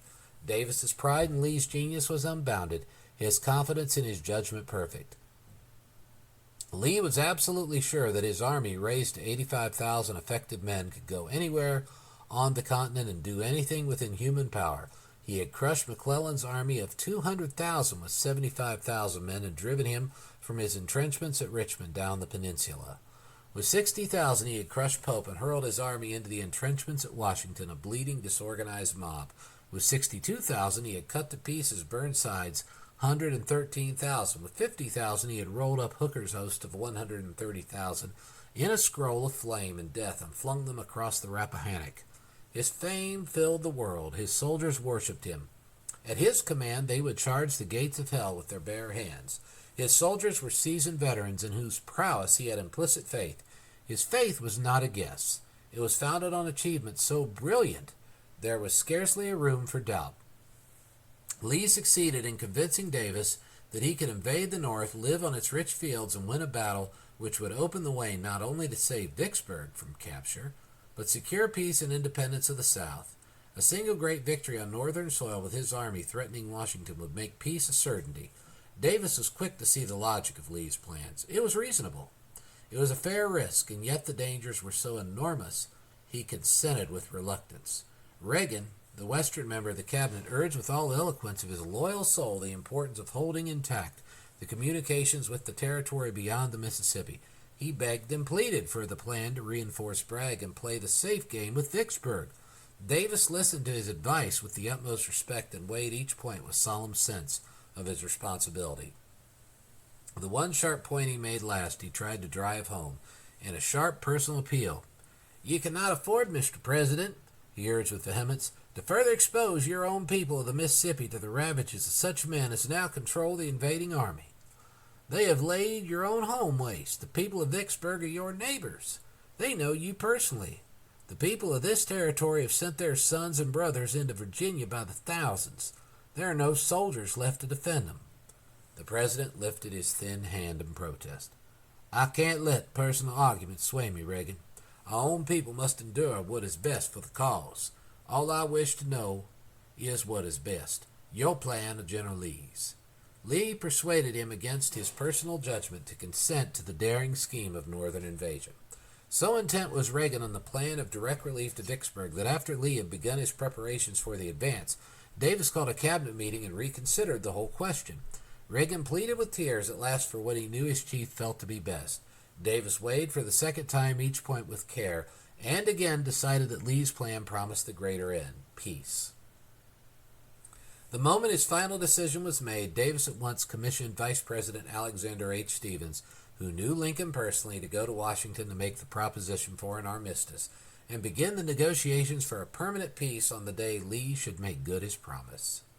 The letter with which Stephens started to Washington asked on its face that the President of the United States arrange for an exchange of prisoners which would be prompt and effective and prevent all suffering by northern men in southern climates and southern men in northern prisons. Davis had asked again and again that all prisoners be exchanged. The Federal War Department had obstructed this exchange until thousands of northern soldiers crowded the prisons of the South, and it was impossible for the Confederate authorities to properly care for them. Medicine had been made contraband of war by the North, and the simplest remedies could not be had for Confederate soldiers or their prisoners. Behind this humane proposal of Stephen's mission lay the bigger proposition. which was a verbal one, to propose peace on Lee's victory on northern soil. Lee's army lay on the plain of Culpeper during the beautiful month of May. The vast field was astir with the feverish breath of preparations for the grand march. Trains rushed to the front loaded with the munitions of war. New batteries of artillery with the finest equipment ever known were added to his army. The ordnance trains were packed to the capacity. His troops were better equipped than ever before in the history of the war. Every department of the huge, pitiless machine was running like clockwork. 15,000 cavalry were reviewed at Brandy Station, led by Stuart's waving plume. Stuart, the matchless leader who had twice ridden around a hostile army of 100,000 men. Crowds of cheering women watched this wonderful pageant and waved their handkerchiefs to the handsome young cavalier as he passed on his magnificent horse draped with garlands of flowers. It required an entire week to review the cavalry, infantry, and artillery. On June 1st, the advance began. Ewell's corps, once commanded by Jackson, led the way. They swung rapidly through the Blue Ridge Mountains into the valley and suddenly pounced on General Milroy at Winchester. Milroy, with a few of his officers, escaped through the Confederate lines at night and succeeded in crossing the Potomac at Harper's Ferry. Ewell captured 3,000 prisoners, 30 pieces of artillery, 100 wagons, and great stores. 700 more men were taken at Martinsburg. On June 27th, the whole of Lee's army was encamped at Chambersburg in Pennsylvania, in striking distance of the capital of the state. The execution of this march had been a remarkable piece of strategy. He had completely baffled the Northern commanders, spread terror throughout the North, and precipitated the wildest panic in Washington. Within 20-odd days, the Southern general brought his forces from Fredericksburg, Virginia, confronted by an army of 100,000 men through the Blue Ridge and the Shenandoah Valley into Pennsylvania. He had done this in the face of one of the most powerful and best-equipped armies the North had ever put into the field. He had swept the hostile garrisons at Winchester, Martinsburg, and Harper's Ferry into his prisons and camped in Pennsylvania without his progress once being arrested or a serious battle forced upon him. He had cleared Virginia of the army which threatened Richmond, and they were rushing breathlessly after him in a desperate attempt to save the capital of Pennsylvania. So far, Lee had made good every prediction on which he had based the plan of his campaign. Davis felt so sure that he would make good his promised victory that he hurriedly dispatched Stevens to Fortress Monroe under a flag of truce and asked for a safe conduct for his commissioners to Washington. In alarm, the governors of Ohio, Pennsylvania, New York, Maryland, and West Virginia called out their militia. Lee was not deterred by their panic. He knew that these raw troops would cut no figure in the swift and terrible drama which was being staged among the ragged crags around Gettysburg. The veteran armies of the North and South would decide the issue. If he won, he would brush aside the militia as so many schoolboys and march into Washington. Meade was rushing his army after his antagonist with fevered haste. His advance guard struck Lee before the town of Gettysburg on July 1st, 1863. A desperate struggle ensued. Neither Meade nor Lee had yet reached the field. Within a mile of the town, the Confederates made a sudden and united charge and smashed the Federal line into atoms. General Reynolds, their commander, was killed and his army driven headlong into the streets of Gettysburg. Ewell, charging through the town, swept all before him and took 5,000 prisoners. The crowded masses of fugitives fleeing for their lives passed out of the town and rushed up the slopes of the hills beyond. At 5 o'clock, Lee halted his men until the rest of his army should reach the field. During the night, General Meade rallied his disorganized men, poured his fresh troops among them, and entrenched his army on the heights, where his defeated advance guard had taken refuge. Had Lee withdrawn the next morning when he scanned those hills, which looked down on him through bristling brows of brass and iron, the history of the Confederacy might have been longer. It could not have been more illustrious. His reasons for assault were sound. To his council of war he was explicit. "I had not, gentlemen," he said, "to fight a general battle at such distance from our base unless attacked by the enemy. We find ourselves confronted by the Federal army. It is difficult to withdraw through the mountains with our large trains. The country is unfavorable for collecting supplies while in the presence of a main body of the enemy, as he can restrain our foraging parties by occupying the mountain passes. The battle is a great measure that is unavoidable. We have won a great victory today. We can defeat Meade's army in spite of these hills." When Lee surveyed the heights of Gettysburg again on the morning of the 2nd of July, he saw that the Northerners held a position of extraordinary power. Yet his men were flushed with victory after victory. They had swept their foe from before them in the first encounter as chaff before a storm. They were equal to anything short of a miracle. He ordered Longstreet to hurl his corps against Cemetery Ridge and drive the enemy from his key position before the entrenchments could be completed. Longstreet was slow. Jackson would have struck with the rapidity of lightning. On this swift action Lee had counted. The blows should have been delivered before 8 o'clock. It was 2 o'clock in the afternoon before Longstreet made the attack, and Meade's position had been made stronger each hour. From 2 o'clock until dark, the long lines of gray rolled and dashed against the heights and broke in red pools of blood on their rocky slopes. 300 pieces of artillery thundered their message in an oratorio of death. The earth shook. Hills and rocks danced and reeled before the excited vision of the onrushing men. For 2 hours the guns roared and thundered without pause. The shriek of shells, the crash of falling trees, the shower of flying rocks ripped from cliffs by solid shot, the shout of charging hosts, the splash of bursting shrapnel, the neighing of torn and mangled horses transformed the green hills of Pennsylvania into a smoke-wreathed flaming hell. The living lay down that night to sleep with their heads pillowed on the dead. On the second day, Lee's men had gained a slight advantage. They had taken Round Top and held it for 2 hours. They had at least proven that it could be done. They had driven in the lines of the Federal left. The Southern commander still believed his men could do the impossible. Longstreet begged his chief that night to withdraw and choose another field. Lee ordered the third day's fight. On his gray horse, he watched Pickett lead his immortal charge and fall back down the hill. He rode quietly to the front, rallying the broken lines. He made no speech. He uttered no bombast. He calmly lifted his hand and cried, "Never mind, boys." To his officers he said, "It's all my fault. We shall talk it over afterward. Let every good man rally now." His army had never known a panic. The men quietly fell into the line and cheered their commander. To an English officer on the field, Lee quietly said, "This has been a sad day for us, Colonel. A sad day, but we can't expect always to gain victories."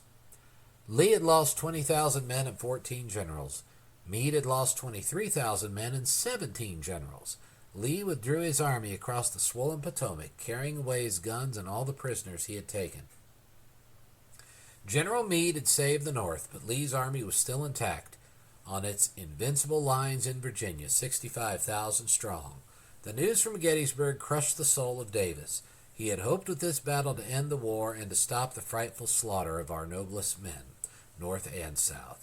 His commissioner, Alexander H. Stephens, was halted at Fortress Monroe and sent back to Richmond with an insulting answer. So bitter was Lee's disappointment that he offered his resignation to Davis. The president at once wrote a generous letter in which he renewed the expressions of his confidence in the genius of his commanding general and begged him to guard his precious life from undue exposure. Gettysburg was but one of the appalling calamities which crushed the hopes of the Confederate chieftain on this memorable 4th of July, 1863.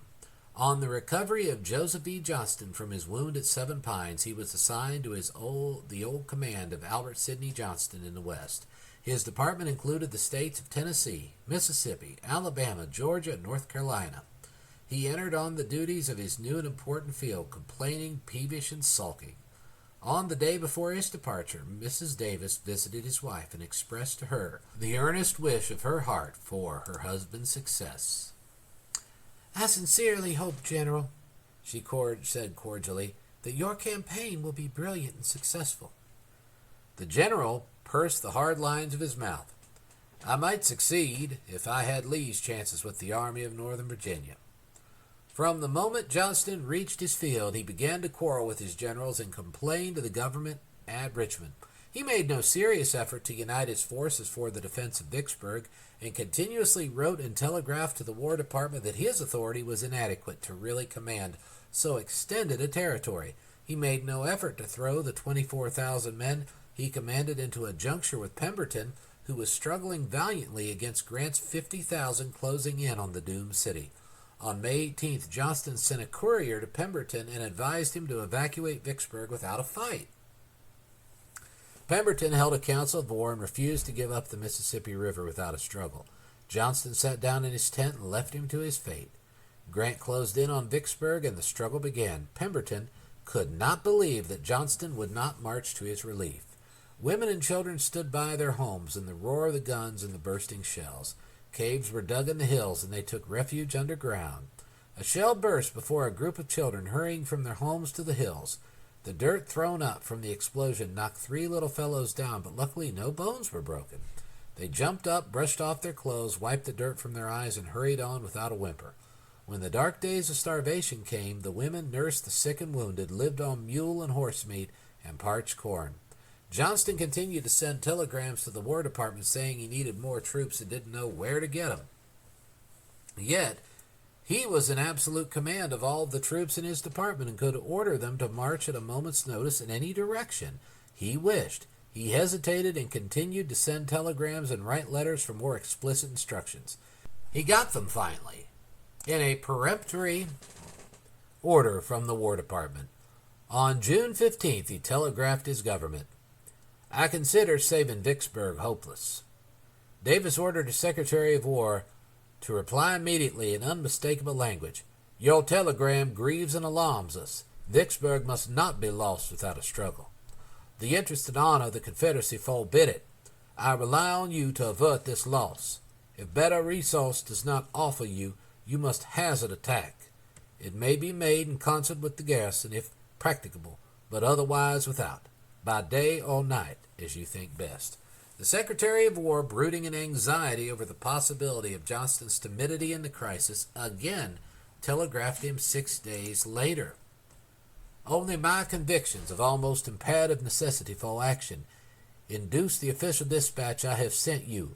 On every ground I have great deference to your judgment and military genius, but I feel it right to share, if need be,